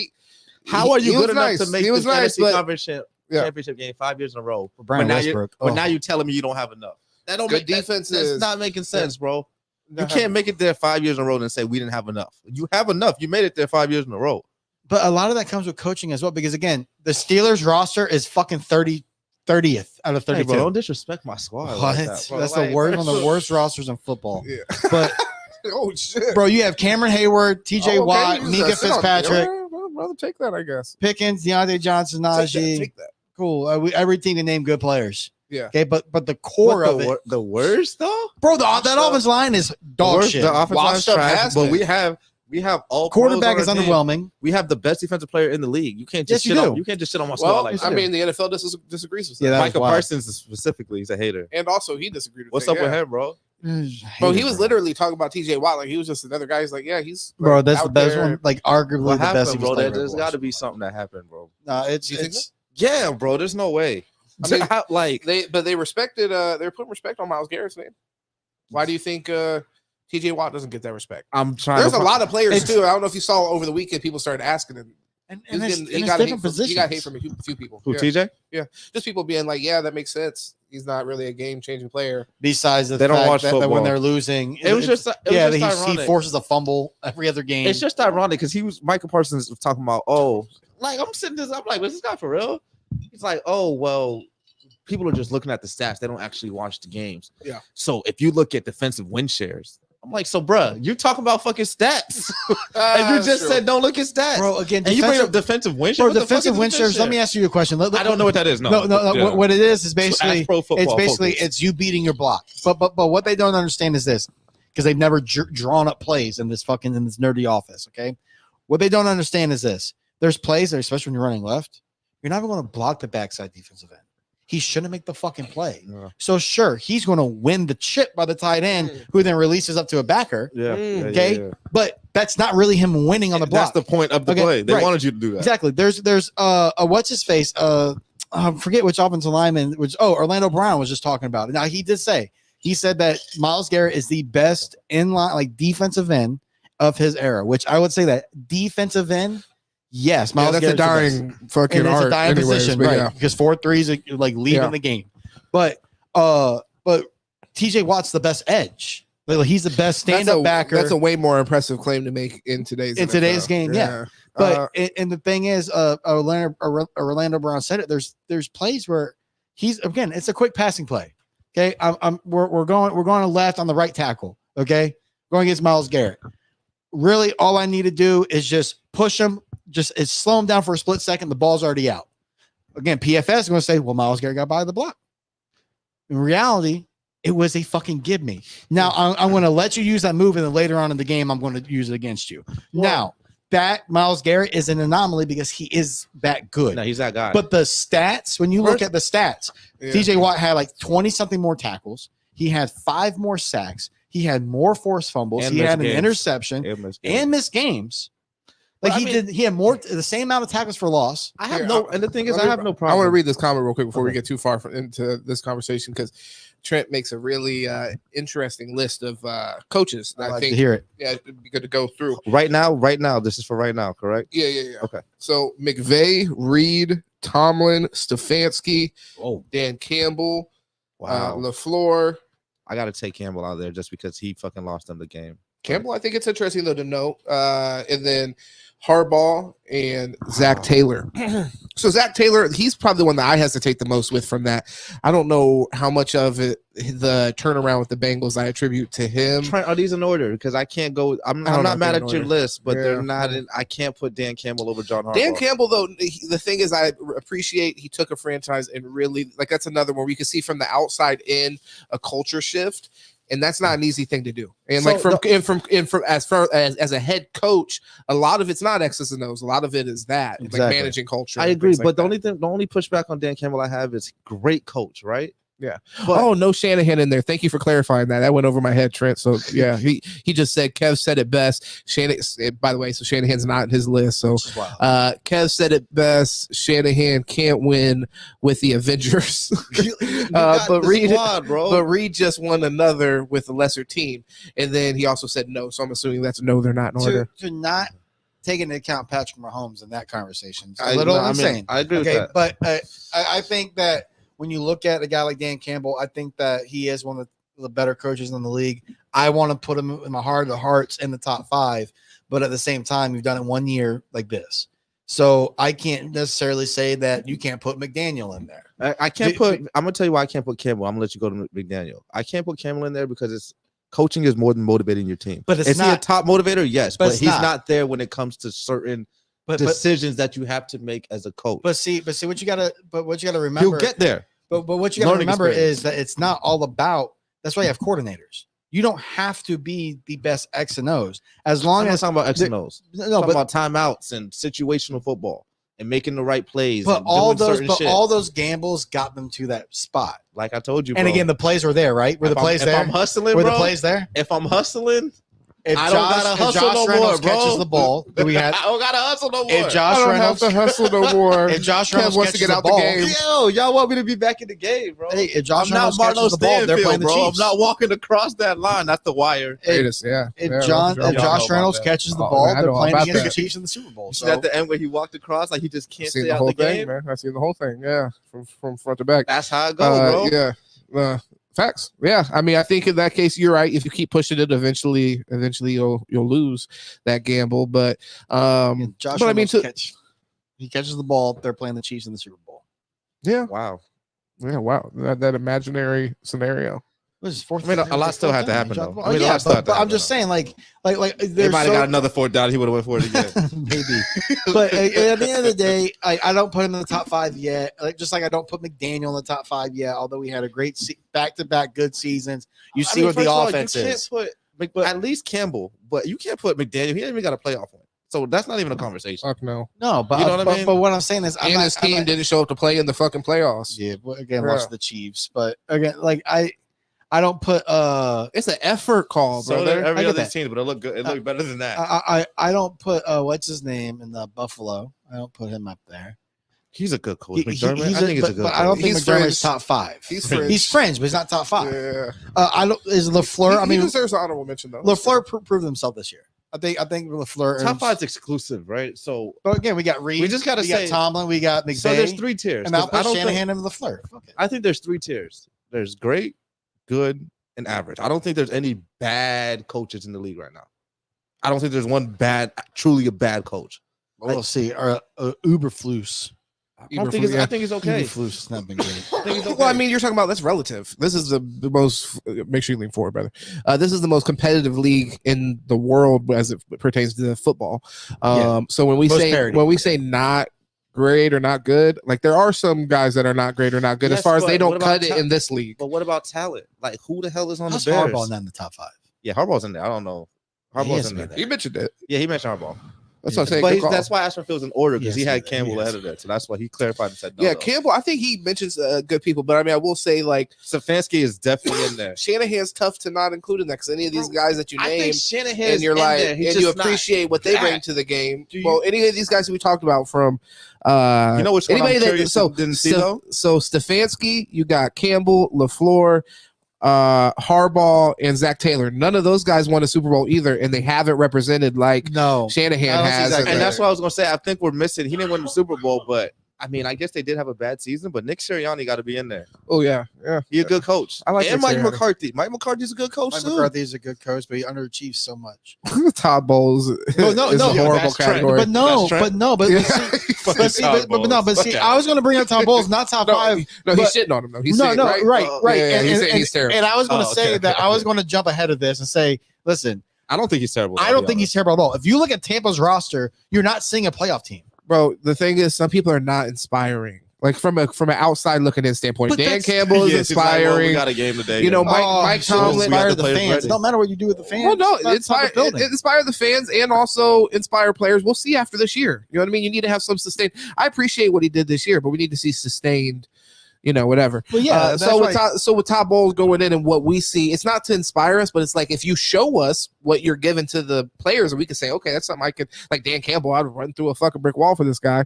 It gives you some confidence. You know what I mean? If you're a good front facing running person. through the brick wall just for him to fuck it up.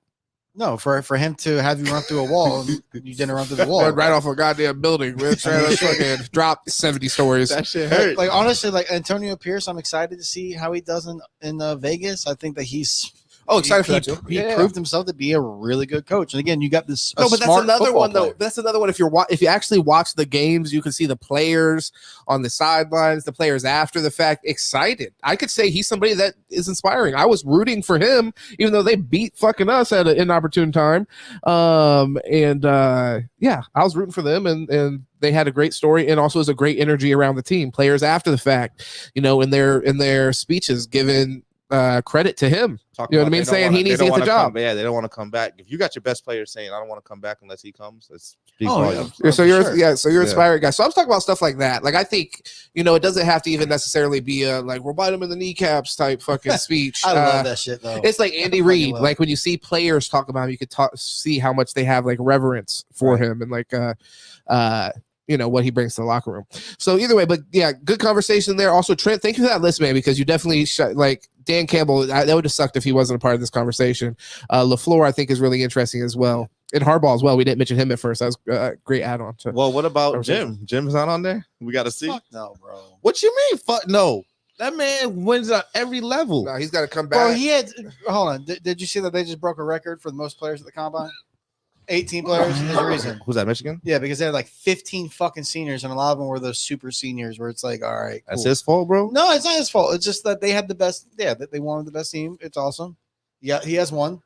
How many letdowns at Michigan? Yeah, and also he didn't win in the league. And I'm just gonna if hold on, if fucking he Kyle, did well. no, fuck that. If Kyle Shanahan isn't winning in the league, fucking Jim Harbaugh didn't win shit in the league. Yeah, you know what I'm saying. So it's like, he's at that level, I guess, if not below the level, because Kyle Shanahan's been in the Super Bowl several times now. He did not have that roster though. Let's just be honest. He had a nice. He did not have the roster. Avengers. He had the Avengers. Oh yeah, Patrick Willis as a Patrick linebacker, bro. Patrick Willis is nice. Patrick Willis, They had Bowman. They had Bowman too, right? Yeah, they had Bowman as well. Yeah, but it wasn't. It wasn't this. It wasn't this. Bro. It wasn't Frank this. Gore. Especially Frank. Yeah, they had Frank Gore. They might have had 8 and Michael Crabtree. That was Crabtree. Michael Crabtree. Yeah. What did Vernon Davis? Vernon Davis was nice. Vernon Davis went crazy. Yeah, it was nice. Yeah, and that was prime Vernon Davis. I mean, they had a squad. They did have a squad, and at that time, they were a deadly team. That's why people get shitty about Kaepernick not having a job. They reference this era of team because that was a serious fucking team. He kind of started this era of football. A little. I mean, first of all, he would have a ring if the power didn't go off. Let's just be honest. Oh Lord, have mercy. But the thing is, that shit changed the whole. We get into this guy would have a ring for everybody all the fucking time. That, but and I'm not allowed to say Marino. I'm with that, but that's come on, dude. Marino did a little coke, whatever, dude. That's a vibe. Like we all know, we saw it even in this Super Bowl. Momentum is a hell of a drug, bro. They were dominating that game, bro. Not even and they were up big. It ain't like they was up a little. Maybe the master fucking motivator should have kept the team motivated to win the goddamn Super Bowl. I'm just saying. But Ray Lewis was on the other side and said, we're winning this shit. I'm just saying, bro. Yeah, this motherfucking Kaepernick. God, I can't believe. Yeah, that was a crazy Super. Lost to fucking Joe Flacco. Joe Flacco. He had a great season, Joe Flacco had that one throw to Torrey Smith in the playoffs. Bro, the fact you're a part of his great season is disgusting. You should have ended that. Bro, yeah. I really thought Torrey Smith was about to have a career. Fuck the Ravens. I really thought he was about to have a career, bro. Fucking Torrey Smith. He's a super champ. He went and joined them. Fucking Dancing with the Stars. He went and joined the 49ers at the end of his career, I'm pretty sure. He did. Oh, my bad. What is that? Johnny Damon vibes going to the Yankees? Yeah. That was some dope shit. That's worse though, because he was actually a legend and won a fucking ring with the Red Sox. Yeah, and said, "Fuck you guys." I'm gonna shave my head and everything, bro. Early favorites for. Oh, here actually, I'm tripping. Let me read these comments real quick. Harbaugh got to play Mahomes and Reed twice. Time will tell. Yeah, bro, that division is. Jim Harbaugh got to play Mahomes and Reed twice. Time will tell. Bro, yep. I feel you on that. 2 times. Well, but he's inheriting Justin. We're really going to see about Herbert after this. Listen, you're going to have Herbert with a good. Harbaugh has a great offensive system, so you're going to have him in a good system. Which again, I don't think he's been really in a bad system at all. He had Anthony Lynn and. Yeah, it's not about being in a bad system. Moore, it's about being in a different system every year, though. No, I get that. So whether it's great, there's other quarterbacks we don't get that mercy to. But yeah, listen, at the end of the day, Herbert's great. He's going to be great with Harbaugh. Who are we talking about? Multiple quarterbacks. Herbert's great. Who are we talking about? Multiple quarterbacks. Come on, bro. Yeah, put him on blast. Okay. Listen, one quarterback down in South Beach had 3 offense coordinators in the same season. Okay, so I don't want to hurt it. But listen, at the end of the day, Herbert and the Chargers. Okay, you have that's their team, but then you have Reed and Mahomes, the Chiefs, and then you have fucking Pierce. What quarterback? I don't know. That's interesting to find out. Kirk Cousins, maybe. But then you got the Broncos, and here's the question: do you see the bullshit where now they're going to make a decision on whether they're going to keep Russell Wilson or not? Yeah, and it's like, dude, y'all fucking benched him the last game of the year. I think they might bench him again. He's out of there. He's out. Yeah, Pittsburgh, baby. Good luck. Yeah, Pittsburgh.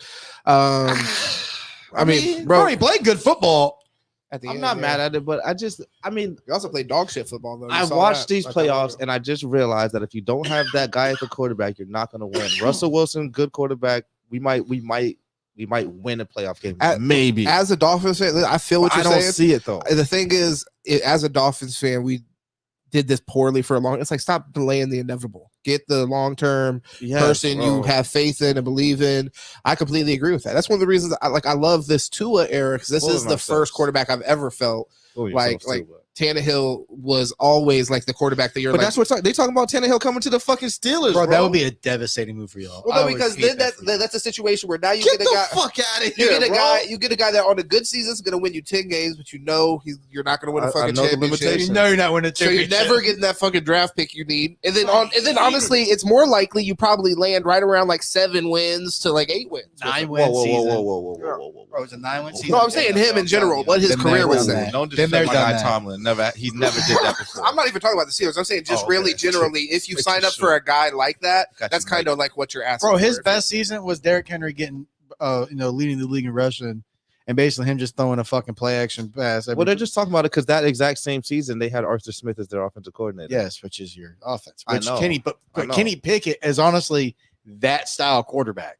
So if you went Grant Ryan to walk out this motherfucker right now, he's trash. No, but he's saying he's Tannehill quarterback.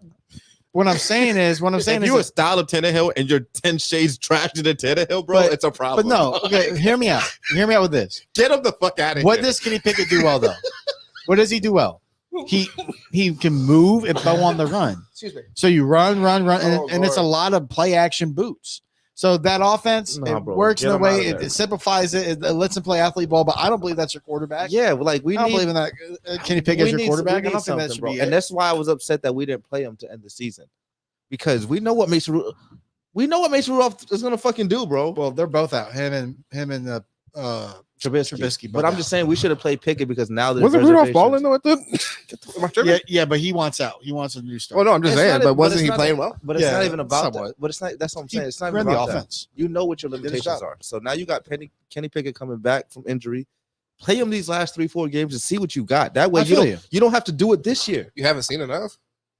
Well, for me, I have. I'm just maybe that's their philosophy too. I don't know, but I'm going to be tight if he comes out and we name Kenny Pickett. He was playing the hot guy because they were trying to win to make the playoffs. I think a lot of times you end up in this situation, which I'll be the guy to bring this up, but it always is the come to reality moment. I think it's like, who else is always a thing. It's not you're not making the decision like, okay, we're choosing Kenny Pickett, but we have infinite options. We can have a Patrick Mahomes or we can have a Josh Allen.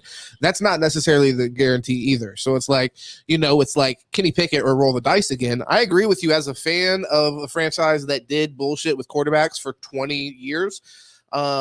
It's a huge difference when you feel like you have a person that you can commit to, even if it's not like a guarantee. Like Tua, I wouldn't say is a guarantee, but at least we know that is our quarterback going into next year and until something changes, and we have confidence that we could win with him if he's healthy. Yeah.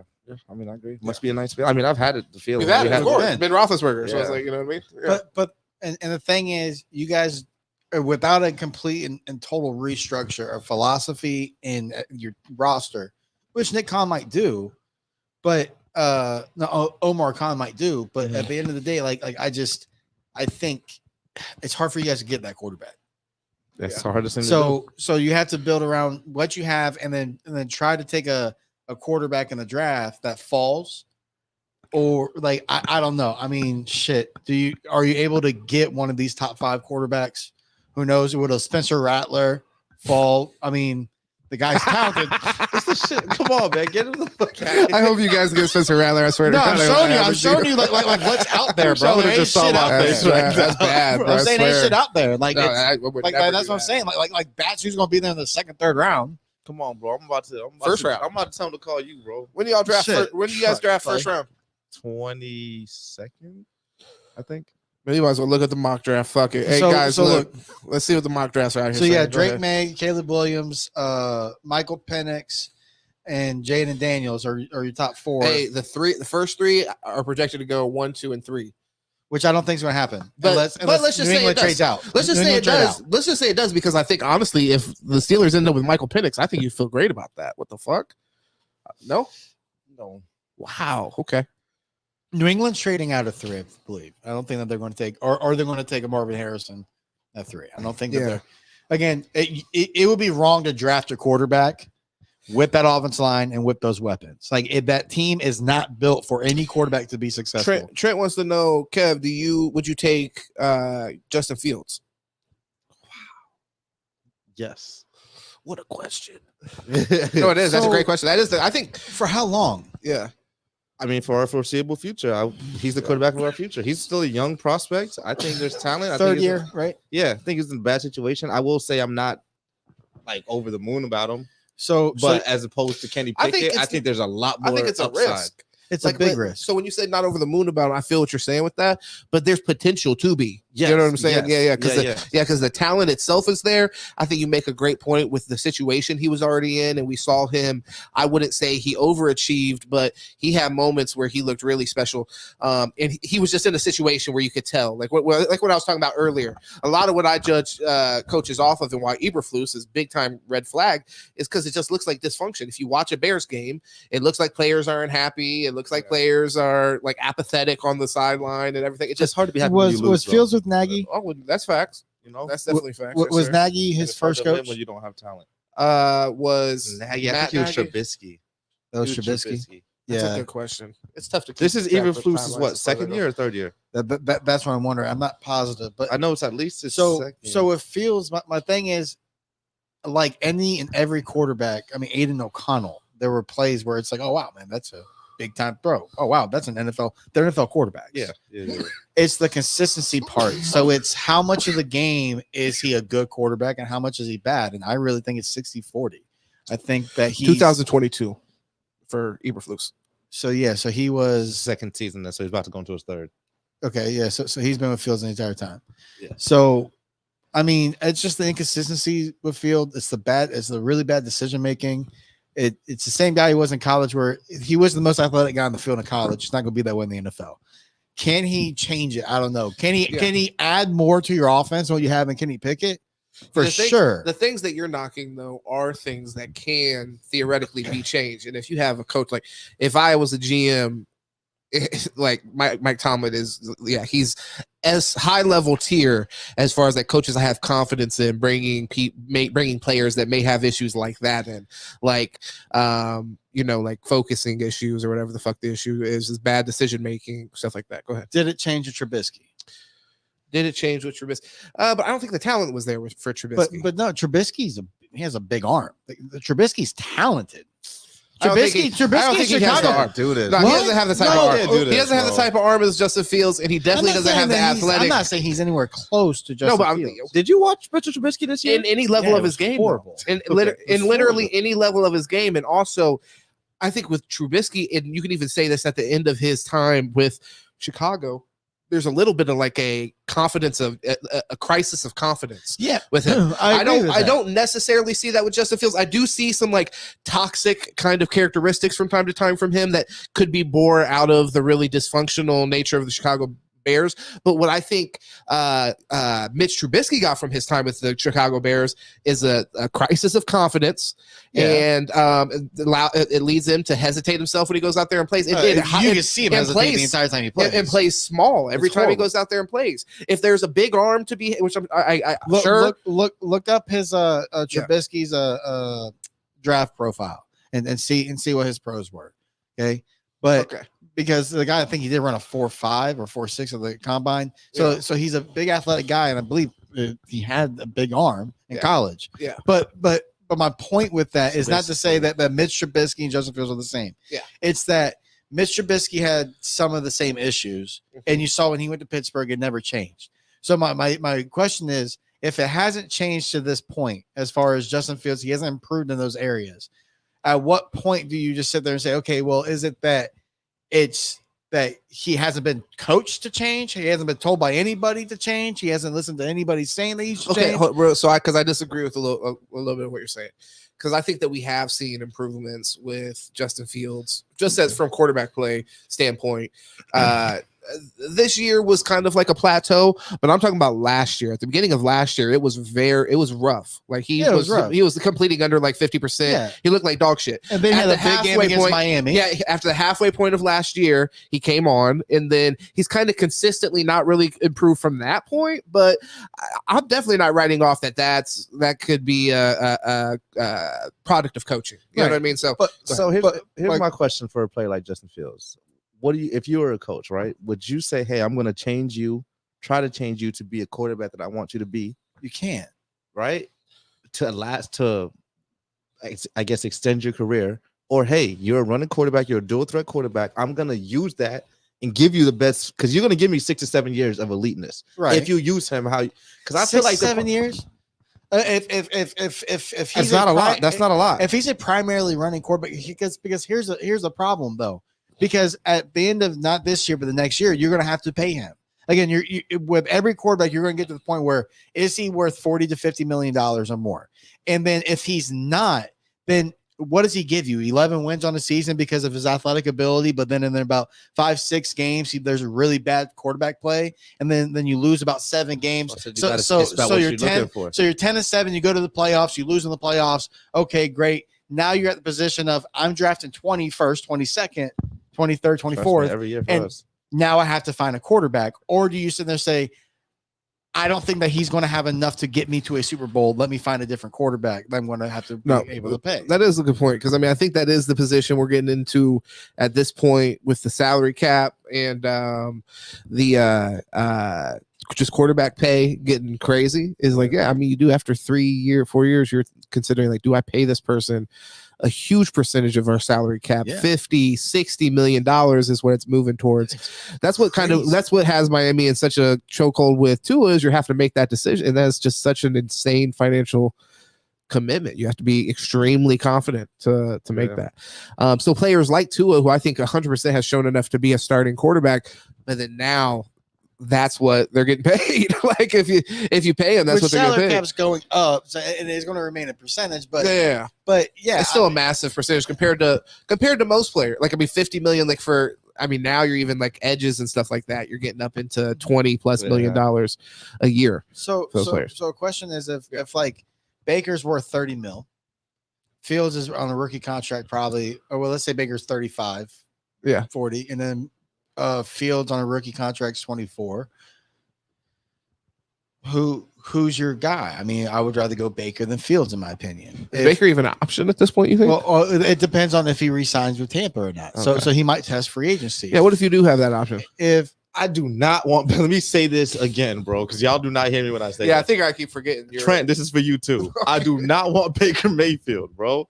You don't want Baker, bro. We need to stop forgetting that. I think Baker stop asking him that question. The reason I'm telling you guys this because, all right, did the Buccaneers overachieve this season? Yeah, it feels that way, anyways. What if this is new norm? A part of that. Well, this is new norm. This is what I'm trying to tell you. They overachieved. These are part of that. I got no problem with that. But this is if they re-sign him for the next 3 years, right? And I don't have a problem with Baker. I just don't want him. Yeah. This might be the highest. It's just not for me. This might be the farthest they get in those 3 years. Like, this is where they got this year. They're not even supposed to get there. It might be, but what if they go and win a Super Bowl, brother? Bro, I think Baker's playing the best quarterback of his career. I think that you're getting a mature Baker. I got no problem with that, but he's just not good enough to win a Super Bowl. This is what we're talking about. He's just a smaller. When we watch these, he's just a smaller version of Josh. I'm watching. Come on, bro. When I'm watching these playoffs, bro, it's more evident than ever you need a quarterback. It's like Brett Favre, right? When I'm watching these playoffs, it's more evident you need a quarterback. Okay, well, Kirk Cousins, but he is truly trust, bro. Right. But he is a quarterback. They won playoff games. Yeah, he threw that fucking terrible pick at the end of the game. Like, this is what I'm talking about. That was bad. That's true. 42-45 million a year for Kirk Cousins. No. See, bro, that's wild. As long as that man's a baller. You're running out of quarterback you going to take, bro? Yeah, you're running out of Patrick Mahomes ain't available, bro. I promise you, I will pay Kirk Cousins. You ain't gonna get Jalen Hurts. I'll pay him $100 million as long as every game is not on prime time. Oh my god, that's something you have to request. I'll pay him $100 million. That's gonna hurt you on the back end. 25 mil. As soon as it's prime time, bro. Trent said, by the way, he said Baker don't want Pittsburgh. Trash Pittsburgh. And then he said, we good over here. So yeah, I hear you. So a Bucks fan? Yeah. Bucks Okay, fan. cool. Yeah. So I mean, I think they did a lot, and I think that they overachieved from our perspective. But I also had I think they did things in the playoffs this year where you had to respect it. Like I mean, it was just coming, like they outplayed. Yeah. So I mean, I think that I also wouldn't be surprised if this became, like I said, new normal as far as like we saw them back again. So it's like. I would be less surprised. I don't want to. I'm increasingly less surprised if that keeps on happening. Also, Baker took the Browns to the playoffs. Sound like a hater, so I'm just say it. I don't want to sound like a hater, bro. Just be a hater. Yeah, bro. just hate. Just be a hater. Hey, be real. Hey, what is the first thing we said when I walked in today? It's not hate if it's the truth. That's right. The truth can't be hate. It's not hate, right? You know what I'm saying? The truth cannot be hate. Baker, bro. Here we go. He's okay. Like when it's time to make big plays, bro. Yeah, he don't make them. Trent Dilfer won the Super Bowl. That defense, and your defense, your defense played 4 games, did up 23 total. Look it up. Fact check me. Yeah. 23 total Fact points, check bro. But your defense the whole is 4 wrong. games. And you want to talk to me about Trent Dilfer? I'm saying your defense is wrong. Come on, bro. But that's my point. But your defense is wrong, and then you lean on the running game. Also, you he couldn't do that. Superstar quarterback. Also, that's he couldn't do that in system. today's NFL. I'm sorry. Trent Dilfer's not winning no championship today in the NFL. Bro, listen. Brock Purdy not winning it. Trent Dilfer not winning it, bro. Have you ever heard of a coach named Paul Bear Bryant? Okay. Listen. The reason why I bring him up is because he won these national championships in college because he would he would swerve around like that's irrelevant to what I'm saying in multiple different decades. So what I'm saying is he goes because every time the football will go big, he goes small. Every time football will go small, he go big. That's what you do in the NFL right now. Okay, the NFL is going small and spread. So you guys are a power offense. You don't need elite quarterback play. You need smart quarterback play. This is you where we disagree. But hold on, real quick. You can't win a Super Bowl without elite quarterback. This is what I'm trying to tell you. Tell me a team that's won a Super Bowl without elite quarterback play in the past 5 years. Tell me. You can't, bro. Well, you're really limiting it because it's like, And he was elite. How elite was Matthew Stafford in that? Elite. Why was elite? You're stretching that word a little bit. That's a to cover Matthew Stafford. Matthew Stafford that season when he came was from really Detroit good that was year. elite, bro. Elite is like, and he won a championship to prove it. Eli Manning before that won Super Bowl. I said in the last 5 to 10 years. I know you said that. I know you said that. All right. And Tom Brady, by the way, that's the other one. In case y'all was wondering. And I mean, some people were kind of questioning. They're haters. To your left. I'm not hating on it. Kev is 100% correct. You need a quarterback, bro. Stop it, please. You can't tell me if you have an elite level. Bro, we just saw Brock Purdy in the Super Bowl. Did he win it? Oh, Jimmy Garoppolo, great team, missed the throw. This is what I'm trying. You need elite quarterbacks, bro. I think. Look, of course, you love to have that, brother. You need no. You love to have. There's things that you would love to have, but you don't need. And there's things that Joe Flacco won before that. Come on, your team's not built for it. You guys are talking about a different NFL, bro. Well, you're talking about your team. We're talking about your team and your roster. And I'm telling you, we need a quarterback. That's what I'm trying to tell you. I agree. You need help. You telling me we can? But then you got to lose the other identities of your team if you want to bring in an elite quarterback. That's the way it is. Then you're not going to be the same team because again. What is the same team? Ready. He's ready for change. Well, my question is, what is the same team, bro? Dude, it's surpassing Mahomes. What is the same team, bro? How many points were in the overtime Super Bowl? What was the final score? 25-22. So 25-22, very high scoring game. That's overtime, right? So I mean, for the majority of the game, that's the not game a high was scoring game. That's my point. So you don't need to go out and score 35, 40 but you points. need an elite quarterback. Sarcasm check. Patrick Mahomes won that game at the end of the. When all the bullshit is done, Patrick made a drive. But let's be real. Patrick won the game. If a punt doesn't bounce off the foot of a player, they don't win the game. Most likely, if they don't fumble at the 10-yard line, we can point it to 100. Right, all that. But the quarterback is what makes it go. You're right. You're trying to admit but you're saying that it's you're making a definitive statement. You're just saying you can't do it without. Tell me the last 10 quarterbacks to win. So we've seen it happen. We talked about Joe Flacco. Not today's elite NFL, one. bro. Okay, but like when you're defining that, so you're only talking about the last 5 years. Because you want to like Joe Flacco is modern NFL. Like, are we gonna act like he's not modern NFL? Bro, he still plays. For fuck's sake. No, they got this man off the couch, bro. He been gone for a long time. Well, yeah, that's true. That's true. But if you can play solid defense and just make the right decisions, it doesn't work because win. you have that. You had that with Brock Purdy. You didn't win. All right, we got a nice fact comment here. I got to lean forward to read it because they went hard. Please finish. I'm sorry. I'm just trying to say, without a quarterback, bro, it's not going to happen. But was Brock Purdy the reason they lost? No, but he could have been the reason they won. This is the point I'm trying to make to you, bro. But Yeah, he I like got that. off the I like field. that. I love He that. got off the field by scoring points.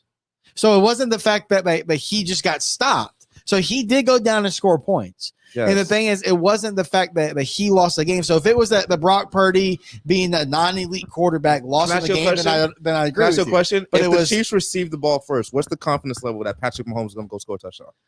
Yeah, what's I the agree confidence with level you. out of 1 to 10? What's the confidence level? In 9, that game, 10. yeah, that game, like maybe like an 8. Yeah, And what Yeah, about that Brock game. Purdy?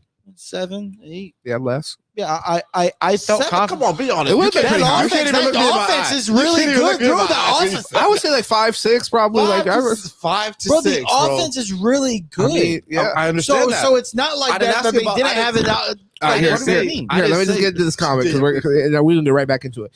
Here's the thing: you need like that. you need an elite quarterback to win because elite quarterbacks are going to be standing in the way.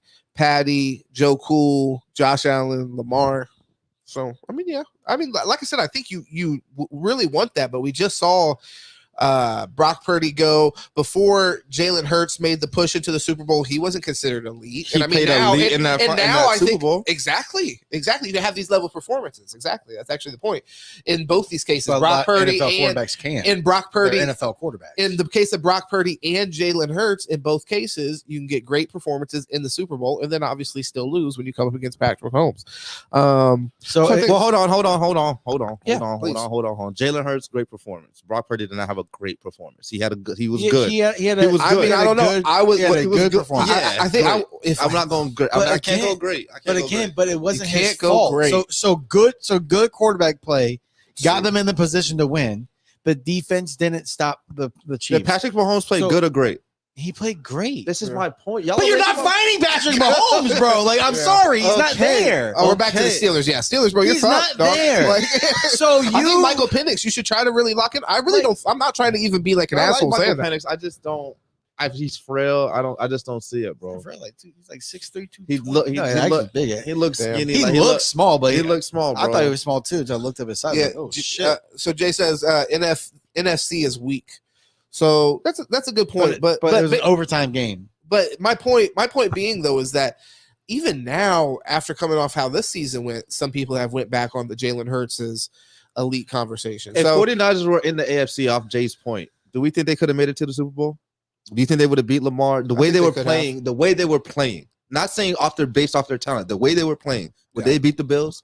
Would they beat the Ravens? Because they play like Why trash. not? Josh Allen makes mistakes. I mean, They everyone play like makes trash though, mistakes. right? Sure, but I mean, but they didn't play like the teams that they played. The NFC. When the you say, Lions when you are not make- a bad team. When you make that, The Lions when you blew make it, their that coach. statement, when you make that statement, the NFC is weak. That's an overall statement on the conference, but it's not. It doesn't speak. It doesn't speak in enough detail because when you start to look at the top end of that conference, it's just obviously you're weeding out all the fat. It's great. The NFC is Is it great as though? well. Yeah, what the is teams. the- What do you mean? Like I said, the Lions were great, bro. I think the Lions. It would have been an interesting game if they had played the Chiefs. I don't think Chiefs would have just walked over the fucking Lions. I got no problem with that. But when we're talking about like the great, Nope. we're talking about the great teams, bro. Right? Yeah. We're putting Cowboys on there. I mean, they underperformed in their game, so I don't know. But during the season, you would have. I mean, but yeah, I But don't. deep down, bro. I'm not talking about deep down. Did anybody truly believe? And if I you did believe in them. Yeah, I mean, I'm not surprised because it's just the Cowboys. But did I believe that they were a dangerous team? I did. Yeah, okay, legitimately. And then yes. outside of that, those two teams, did we Okay. really feel like Lions were this super dangerous team? Yeah, I did. like yes, bro. They have one of the most explosive offenses in the league statistically. we or just- eye we just- test. we just look at- Whichever way you want to look at, we bro. just look at things Bro, differently. again, because we look at it. You look at it. Hold on. I seen the Ravens smack these niggas, bro. What do you, bro? I seen the Ravens smack The these 49ers niggas, bro. have a great defense, right? yeah, Bro, yeah. Jameson Williams got a fucking jet sweep and broke off for 50 on him. Jameer Gibbs had a 60-yard run on him, bro. That's an explosive offense. The Lions are not a bad team. You can take the Lions from 3 years ago and be like, all right, this Lions team is great. I didn't say You undermine all these teams just to make the point. No, I'm not. Bro, the Ravens are a great team. Who's better, the Ravens or the Lions? Like, stop. What are we talking about, bro? Hold on. You didn't give us time to even think about it. Okay, now that you thought about it, has the answer changed? Yeah. So I didn't think so. You don't want to answer. Well, I want to get to the comment right here because Lions are better than the Bills. I'll put that way. Chiefs would have been smoking. So. Chiefs would have been smoking on that Lion pack by the end of the first quarter. Chiefs lost to the Lions. In the first game of the season. First game of the season, bro. And there was questionable calls. But we're not gonna do that. But to be real, if I were Pittsburgh, I would rather draft a top tier corner that first pick. Send that because you have Cooper DeJean, you have the guy, the kid from Michigan who's a stud. You have a Cooley McKinstry, Terrion Arnold, both studs out of Alabama that are really going to be sitting there top 4 corners. You're going to be able to get one of them. You get another one to go opposite Joey Porter. So you have 2 lockdown corners. You have the great safety play. You pick up another one. That wasn't great. I was making this point to you earlier. It wasn't a great safety play. We got to see how it looks. Well, I was not thoroughly impressed with it. He had a bad season, bro. Minka's great. We can say off names, but he did not have a great season. Here, just because I want to be thoughtful to your guys' time, it's a weekday, so I didn't realize it was getting a little late. So I want to get these comments. So I'm going to rush just out of your own interest. I'm sorry. I'm sorry. You're good. I'm not trying to rush the conversation because it was a good conversation. You could argue the Niners' best playoff performance was the Super Bowl. Yeah, I think that's fair to argue. Yeah. Undoubtedly. Russell Wilson to the Steelers. Yeah, he's going to have to deal with that, brother. That's next year for you. Don't piss me off. Again, bro. Yeah. Russell Wilson would not be a because, like I said, we're just feel good signing. We're just delaying the inevitable, bro. You're right. We need a player, bro. We need a guy. So I don't know here, last football question for the night. We'll do free agents some other time. I got that thing. I think you sent me the 100 list, but we already spent some time on this stuff. Early favorites for next year. So without knowing everything that happens with free agency, the draft, obviously a lot of this could change. And then here, you good? Can you hear me? Yeah, I got you. All right, cool. So we got Jay Huncho in the building. Yes, sir. Hey, I just want to say that Paul would be fired as a GM. Gone out of there. That's fine. That's fine. Joey Porter, a shutdown corner. What the fuck are you smoking? I was with you, but hold on. I was with you, but hold on. Now, watch him. Don't disrespect my guy. Yeah, he's a stud, bro. That man's a stud. He is nice, but he ain't no lockdown corner, bro. Yeah, he will be. That motherfucker. That last of the year, he was. We need a. I mean, I'm not with that Cooper DeJean, whatever the hell is. I want a quarterback. What the hell? No, but it's all about who can you get there. Who can you get there? You're gonna sit there and take the 4th, 5th best probably not quarterback? gonna be good at. He's not gonna be there at 22, bro. Okay, but one of them are. That's the thing. Bro, and Kool-Aid's a stud. Also, drop your fucking nuts and go like the Texans. The Texans said, "Fuck that. We're gonna go ahead and trade up. We're gonna have 2 back-to-back picks, and we're gonna be in the playoffs next year." Yeah, that's where they were. You can trade up and get a quarterback. Again, New England's looking. All reports have been that they're really looking to get out of 3. But why? So I mean, when we're talking about quarterback, if they're looking to get out of that position, it's probably to leverage that last. I mean, if you don't consider Michael Penix, then Jay Daniels is probably the last. I like Jaden Daniels a lot. Yeah, so I mean, they're probably planning on leveraging that position. So somebody else is still going to take quarterback if it's not them. Well, here's the thing. The thing. As sexy as this may not sound, Ryan Tannehill wouldn't be a bad fit. That would be That would be good for you. I like that for you. The man got benched for Will Levis. I like that for you. Hey, Will Levis beat that man out. He's horrible. No, Jay, I feel you. No, that's good advice. Hey, Kev, I like that for you, brother. Next year. Jay, I have a question. How would you feel if I said Ryan Tannehill's coming to your team, bro? We already seen it. But they're done that. Exactly. They're done Why that. you wish that on me? Days. What you wish that on me for? But bro, you can't get any better. I think Russell Wilson would be the ideal fit, but I think it's time to start tanking. Get Kurt. Oh shit. Get Kurt, man. But here's the thing. Give me somebody, bro. Here's the thing. If you start to tank, that means Mike Tomlin's out of there. So what do you want? I want a quarterback, dog. That's what I want. Well, then you're gonna give it. You want to tank and get a quarterback. The problem is this: by the time we get a quarterback, Mike Tomlin gonna be gone anyway. That's the problem. Do you have to do you have to get a quarterback this year? If not now, then when? Like, what do we do? Our team is listen. If I had a quarterback, we were 10-7 with one of arguably the worst quarterback play in the entire league, bro. Right. Yeah. 10-7. So if you give me a quarterback, so you give you anything better than the worst, bro. like that's my point. Is you can get average. We're still not going to win a ring. We're still not going to win a ring. You don't think you could win with Kirk Cousins? Is the Super Bowl's on primetime, right? It's sure there's gonna be a lot of people watching. Kirk he's not showing up, bro. He's not showing up. His team's let him down a lot. Yeah, I just feel like honestly, you're such a quarterback, bro. I just feel like honestly, you're really comfortable as a fan going in and knowing like one season's just not gonna count. Damn. The reason I'm saying this, I don't even want to be rude to y'all, bro. Disrespectful, please go ahead. I feel like it's different. Like we watch football differently. Our whole lives, I've expected to win. As much as I've been a fan, bro, I've expected to win. I'm gonna turn this bitch off right now. In stream. Y'all ain't never. Y'all ain't, though? Like, no, but I'm just trying to say. So, like, when y'all say, "Oh, do this, make the playoffs," that's not cool with me, bro. Yeah, I want to win. It's make the playoffs because in the playoffs anyone can win. No, only the elite quarterbacks can win. This is where we disagree, bro. But you have great quarterbacks who lose to worse teams. You have great quarterbacks who lose to teams every year. Did Jimmy Garoppolo win? They have the best roster in the NFL, and they've had it. But they can't capitalize because they don't have a quarterback. You're going. So hey, here's my question on that Brock Purdy thing. Everyone's saying it's Brock Purdy. So take Brock Purdy off of the Niners, and let's put Brock Purdy on, let's say, the Lions. Do you think the Lions have a good of a season that they made it to the NFC Championship game?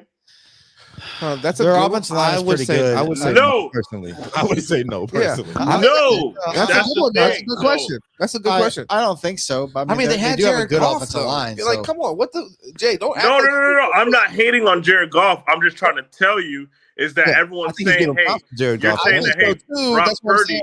You're saying that Brock Purdy. You're saying that Brock Purdy got them there. Brock Purdy didn't get them there. Now he helped. He helped. You did say that, but take him off. Take Brock Purdy off of that team and put him on another team, and he wouldn't be able to lead that team to a Super Bowl. Okay, so yes, I hear you. So this is my only thing. So based off what we saw from Jared Goff, who played well, and what we know Jared Goff to be, do I think that after what we've seen Brock Purdy do, that he could theoretically perform on the level of Jared Goff last year? I think so. If you put Josh Allen on the 49ers, are they winning a Super Bowl? Yes, they might. I don't know. I mean, like, it could have been an interception. If you put Joe Burrow on the 49ers, are they winning a Super Bowl? Do we not think that Brock Purdy makes the right decisions? He's not elite. We doesn't make the play when you need him to make the play. This man spent how long talking about Brady being the best ever because of decision-making, situation awareness. But we're going to ignore that with Josh Allen and Brock Purdy. I'm not saying Brock Purdy's elite. I'm not saying that Brock Purdy is the reason that they're there. Yes. But I don't believe that you can speak on that, Paul. Just pick and plug all these different guys. There's multiple ways. No, there's multiple ways to Joe win a Burrow game. would have won a Super Bowl with the 49ers. There's multiple ways to win a championship. So yeah, I agree. Yeah. Josh Allen's not that. But I think Joe Burrow. You put him on that team to win the goddamn championship. To answer your question, Joe Burrow would have won a Super Bowl with him. Yes. That's what I'm trying to tell you. I think Joe Burrow would because he fits the system more. Because he's elite. Would Jared Goff would have won a Super Bowl with the 49ers? Yeah, maybe. Possibly, yeah. I think he would have gotten them to the NFC Championship game. I think that's the multiverse, though. We'll never know. But again, who knows? But you're not going to get Joe Burrow. You're not going to get him in this draft. Yeah. But I think, but again, I say this. I think that they're benefiting from playing in a weaker division in the NFC. Like, I think if the 49ers were in the NFC and they had to go through all them teams, they wouldn't be in the Super Bowl. Obviously, the Chiefs just beat them. Baltimore beat them early in the year. What was that? The Bengals beat them in earlier this year. So they're benefiting off of a weaker division. That's just what it is. The AFC is stacked. That is true, but the game was an overtime game. So like I'd agree with that a little more. Like I do agree that the AFC is much tougher. But for sure. I just feel like this, bro. I feel like the 49ers roster is clearly better than the Chiefs. So us saying, oh, it's an overtime game, that's not a credit to me, bro. Y'all should have beat them. It shouldn't have been an overtime. Like me saying you lost in overtime when your roster is 10 times better is not like a compliment. Yeah, but so then playing tougher competition doesn't speak to the level of your roster either, then, right? So that other argument that we were making about the argument that we're making about like their level of competition is lower. I don't think that comes into play as much then when, like Paul said, they just played a game to the very end. So, I mean, obviously the 49ers, if NFC shit aside, the 49ers as a team, you're even saying now, are better. Yes, but the 49ers played their best game in the Super Bowl. Right? Because I'm going to tell you, that's playoff. They also had 3 turnovers. They also had 3 turnovers in the game, or 2 or 3 turnovers in the game. So, yes, the best, and then no, because again, that Christian McCaffrey fumbling there is uncharacteristic. The chances of Ray McLeod doesn't touch that ball if it doesn't hit his player's heel. That is a 1 in a millionth chance there. Not a million. Football, bro. We said it is right. We said it at the exact same time, but bro. you're saying that it's their best game. Shit But like, you're saying it's the best game, but it wasn't mistake-free football. And that just speaks about how bad they played in the other games. So, but again, it speaks more about how bad they played in the other games. Even with 2 mistakes and the Chiefs having only 1, they're a better team than they the were Chiefs. Still winning the game after an hour and 14 minutes and 57 seconds. They are better than they have a better roster. That's the point I'm trying to make to you. That's the point you're not getting. They're doing all that. They have a better roster. They're supposed to do that. So that's why you're blaming Purdy. Is that the point? I'm not blaming Purdy. I'm blaming Shanahan more than I'm blaming Purdy. But I'm saying without an elite quarterback, you can't So are win. you blaming them more or crediting Patrick Mahomes with the win more? I guess it can go hand in hand. But I'm just saying you can't win without a quarterback. You can't win without the guy. But bro. Brock Purdy, again, I'm not saying that Brock Purdy's a top 5 core. I don't put him in the top 5, top 7, top 8. You got to credit Patrick Mahomes, bro. That's I agree with that. But he went down. Any other quarterback, they're just trying to get a field goal. Bro, he managed that last drive was one of the best drives in football I've ever watched in my entire life. That was wow, what a script. Exactly.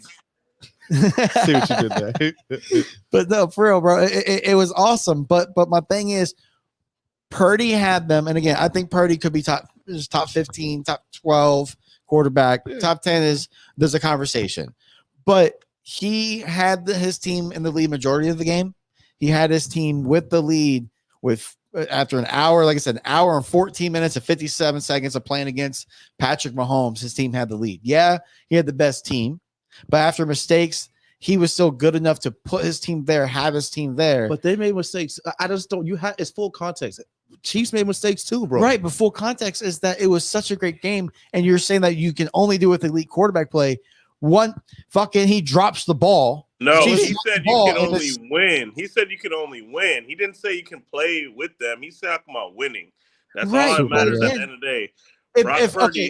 Okay. Let me ask you this: if Bosa on that 4th and 1 stays home and doesn't crash on the run, you want to use? Does he make the play on Mahomes? Last thing. Let's go ahead because, like I said, I know y'all got to get up early in the morning. I'm sorry. Before you do this, I just got to make this one point, bro. Go ahead. Quarterback and coach. That's who gets the credit. That's who gets the blame. I don't want to hear about Nick Bosa not making a fucking dive. I don't want to hear about that shit, bro. But that's a big part. Again, I don't want to hear about it, bro. Play open.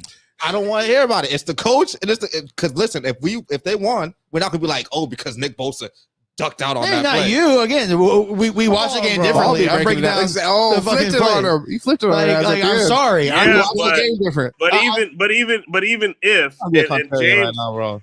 James, I don't know if you remember this, but you might have been too drunk on that 4th and 1. You might have been.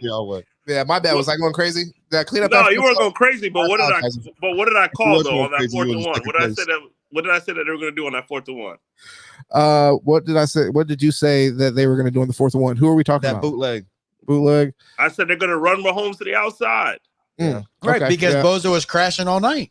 Exactly. So that's coaching. It's not, you know what's going to happen. This is a perfect play call. They've been setting that up all game. So you can't say, oh, Mosa, that's his job to go after to stay home. But at the end of the day, if they haven't ran that all game, of course he's going to go for the dive. It's 4th and 1. You're not expecting Patrick Mahomes to run. So again, that's defensive coaching. But again, that's what I'm saying is, if he would have done his job, we're saying Brock Purdy won a Super Bowl. Could Brock Purdy have made plays to win the Super Bowl? Yes, and did he? Yes, and then no. But again, Mahomes threw a fucking pick in a crucial moment. That wasn't that crucial moment. It wasn't that crucial. Fucking Super Bowl. It would have been crucial if Brock Purdy did something with it. It would have been crucial if Brock Purdy did something with it. But that's what I'm trying to tell you. When you have those kind of guys and you make those kind of mistakes, you have to capitalize, bro. Right. You have to capitalize. But every quarterback's lost to Mahomes in the playoffs this year, right? Yeah. Oh, elite quarterbacks, not elite quarterbacks. So again, what's your answer? My answer is you have to be elite to win a Super Bowl. But Josh Allen didn't. Lamar Jackson didn't.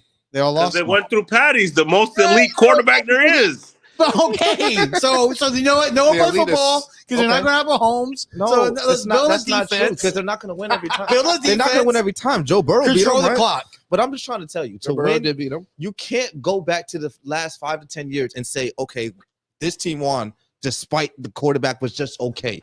You can't find that. You can't find that. Let me ask you this: how did Tampa beat them in the Super Bowl? Defense, right? Yes, bro. But still, Tom Brady made plays. Like, what are we talking about? But the defense, bro. There wasn't even a close game. Bro, the defense shut them out. They're not playing 11-0, bro. Right? So obviously, the defense has a lot to do with it. But the quarterback had a lot to do with it too. I get when that. they had Jameis Winston, they were 7-9 with the same fucking roster. Because of 30 interceptions. But yes. Thank you. Yes. Again, you're thinking of extremes. Those are extremes. Yeah, but you could have another player that just costs you less. Right. That could have, like Baker Mayfield, maybe. Maybe if you put Baker Mayfield in that situation, and he throws 14 interceptions. Brings them to the playoffs. But I know you're not interested in playoffs and all that, even though y'all didn't make it to them this year. Yeah, if I was you, I would take some fucking playoffs. Who didn't make the playoffs? Steelers. Y'all made it?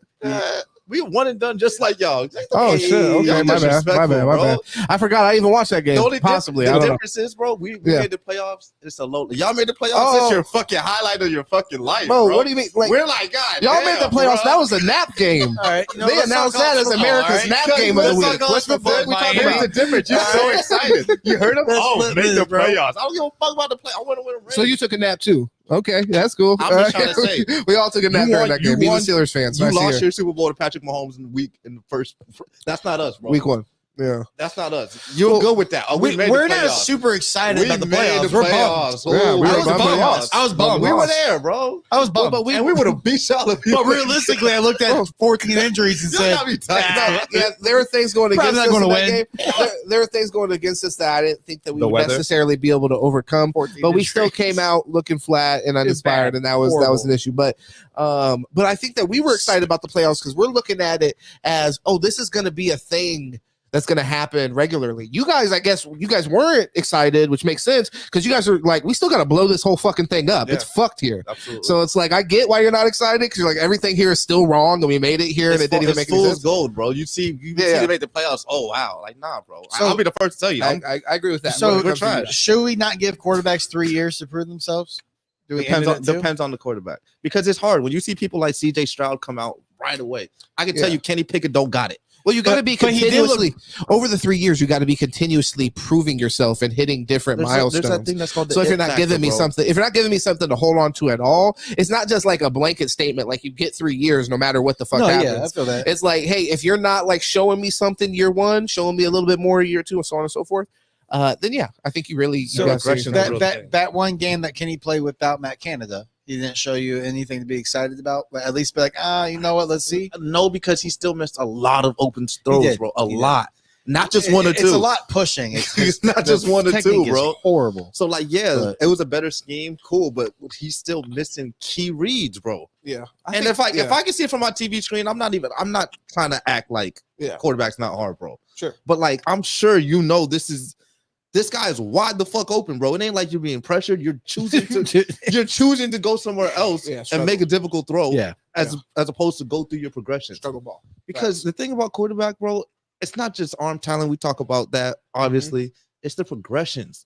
Yeah. If you're not making your progressions, bro, I can't teach you progressions. Nope. You know what I'm saying? So that's the problem I got with Kenny Pickett, bro. Yeah. Well, so the last thing I already asked y'all, but I want to bring it back to so early favorites for next year, going into it without Chiefs, off seasons and stuff like that. Steelers for one. So who do you expect to see in the Super Bowl? Obviously, not gonna hold you this. We're gonna do this again before next season starts. Okay, so who do I expect going into it? Well, Chiefs. Can't bet against them. You got to put them there. I mean, they burned it. I see a rematch. I don't see why I wouldn't. I don't see the Niners getting there next year. I mean, as long as they can keep this roster, I feel like it's harder for them to lose than it is to win. Like, it's harder for them to lose than it is to win, I feel like. Yeah, but the Eagles were really dangerous, and like if they come back, they look just out of order. And they have Vic Fangio going there. And he did some things for our defense. Our defense looked really dangerous. That's why we were so optimistic.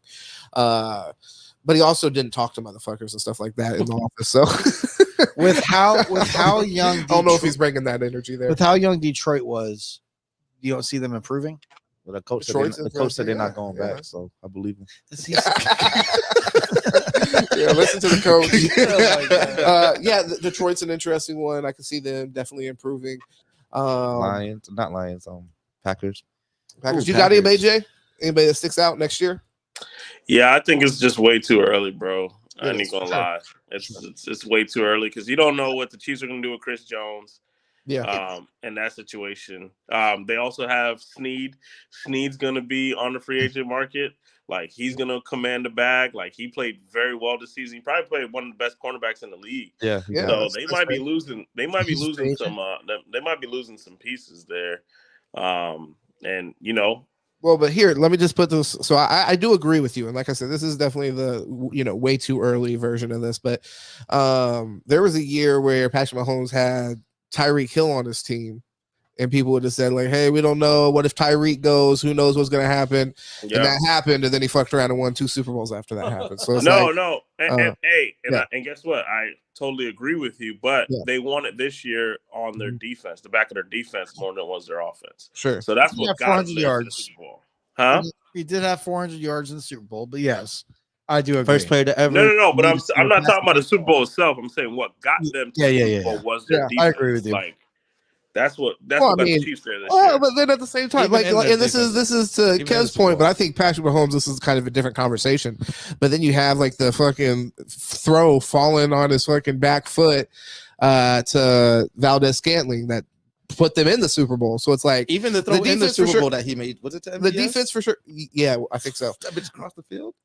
Not every quarterback can make that throw. But there's so many. No, it was to Hardman. The one they did Hardman, they got him to the 3 or 2. That shit was crazy. My God, not a lot of quarterbacks can make that throw. No, that's facts. Ever. Not a lot of quarterbacks ever. Yeah. And I mean, a lot of people you don't expect to. I mean, you don't trust to even make that throw at the right time where it's not costly. But I mean, when he makes that decision more times than not, it ends up working out, or at least doesn't end in travesty. So I mean.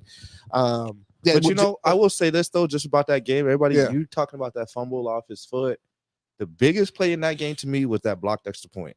Oh, huge! That changed everything. Huge. Now you got to get a 3 instead of that 7. Point. Yeah, I think that's even a bigger than because you still had opportunities to win even after the fumble. Yeah, you know what I mean. But what I will say is, if I'm the Chiefs, you really got to look at bringing in money at center because Creed Humphrey, his snaps have been low all year, and in the Super Bowl, it really costs. Perfect way to end this. Let's talk about snaps. Long snappers. That shit. And then hardest job in the NFL. The draft, long snapper. At pick 32. You get paid like quarterbacks. It's tough to. Oh my God, dude. Jesus. They do throw the ball technically. Do they go defense or do they go receiver in the draft? Like, I mean, what do you? Who's that? The Chiefs. That's a good question, man. The only thing is, I don't even think they need another young guy. I think they need a veteran receiver. I think you go ahead and look at like Hopkins or somebody like that. They just need a veteran. I mean, Rashid Rice is going to be just fine. You can see that he's going to be a really good receiver. So you need 3. I think you just need you just got to hope that they're not on the same thing like the Patriots were on. Like, hey, this guy's so good that I can shortcut my offense because I got Brady. Yeah, so I can do this, or I got Mahomes, so I know I can get there anyway. So you just want to hope they give him enough help. Still, it's just a matter of where do you want to spend the veteran money, where do you want to spend the rookie money? Because I mean, you either got to draft a center or sign a center, and then you need a third target, whether you draft or sign. So Jason Kelsey's out there. Hey, I thought they said he retired. That'd be wild. No, he was talking about it, but I think it's still up in the air. I saw something that said I'm going to play with his brother would be lit. That would be. That's what I'm saying. Awesome. Why wouldn't you want to do that? Why wouldn't you want to go play with your brother? You can kick the tire. And he was drafted by Andy Reid. He loves Andy Reid. So I mean that would be nice. But again, like we said earlier, Calvin Ridley there. I don't think we can handle any more. If Calvin Ridley goes there, bro, it's over, bro. It's over. That's what I said. It's over, bro. It's over, bro. Imagine if T. Higgins doesn't get franchise tag. I mean, they ain't gonna pay T. Higgins all that money though. But you're not paying a receiver money right now. Who outside of Kelsey? T. Higgins, you have to pay because he's you have to pay. Yeah, I think the Hop option, and then who else did you say? I'm not a fan of these. Calvin Ridley. I'm not a fan of Hop. I think that's a bad look. He might be. They just need a possession receiver. That's all they need. Is a veteran in there. To play. Is he gonna be like? He's not one of them guys who's healthy all the time, and he just got a lot of shit going on. He's another year older. I feel that, but really with the Chiefs offense right now, you have Mahomes making money, you have Kelsey making money. That's it. So you have that room with people who fucking deserve it. With Rashee Rice being a rookie, you have 2-3 years to be able to pay somebody else money on that offense. Yeah. So that's where it's like you could really bring in a receiver that's a big splash, and then give you 2 more years of Patrick Mahomes having the best offense in the league. Calvin Ridley's exciting. So I mean, you definitely have some interesting options. Bro, that'd be nice. That'd be a good fit. Yeah, you got excited on that one. See, that's the thing though, man. People sleeping on Calvin Ridley, but Calvin Ridley's shit. Probably a top 10 receiver in the league for real. Especially when you pair him with a receiver, a quarterback like that anyway. Bro, Patrick Mahomes buying time. Calvin Ridley and his route running getting open. So he could be able to run a triple move, and Patrick Mahomes just be all right. I'll buy a second. And plus, wide open, bro. Plus, you pair him with Andy Reid, and he's gonna get you. He's gonna get you some looks. And I think a lot of the times, I think you'll be surprised what you'll see from players when you get like the buy-in from a situation where they're playing in situations where things actually matter. Yeah. Especially a guy like Calvin Ridley just had to sit on the shelf. That probably was tough playing in Jacksonville this year. When things just kind of went left. What's the market for a Judy? Yeah, I think we were on the right track. Let's not fuck it up. Trying to throw in let's not throw in every Alabama wide receiver. Oh shit. What about Julio Jones? What if they gave him a shot, guys? Right? Fucking roll tide. Henry Who's the best receiver from Bama in the league right now? Well, okay, right now, Amari. Because he's Amari Cooper's fucking nasty. But I mean, all time it's Julio. He's not gonna say a bad thing about any of these fucking guys.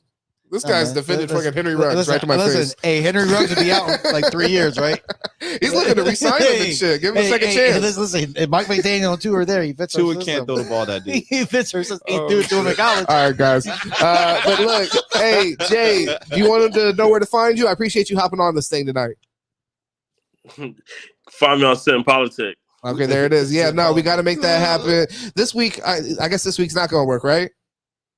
Well, so you guys started later. It wasn't at 6 when you started. It's because we ended up vibing a little bit and stuff like that. We were vibing, talking about the topics and stuff, but we were here. We just did a little bit of pre-production, you know what I'm saying? So why do you say that? You could make it here if it was a little bit later like this?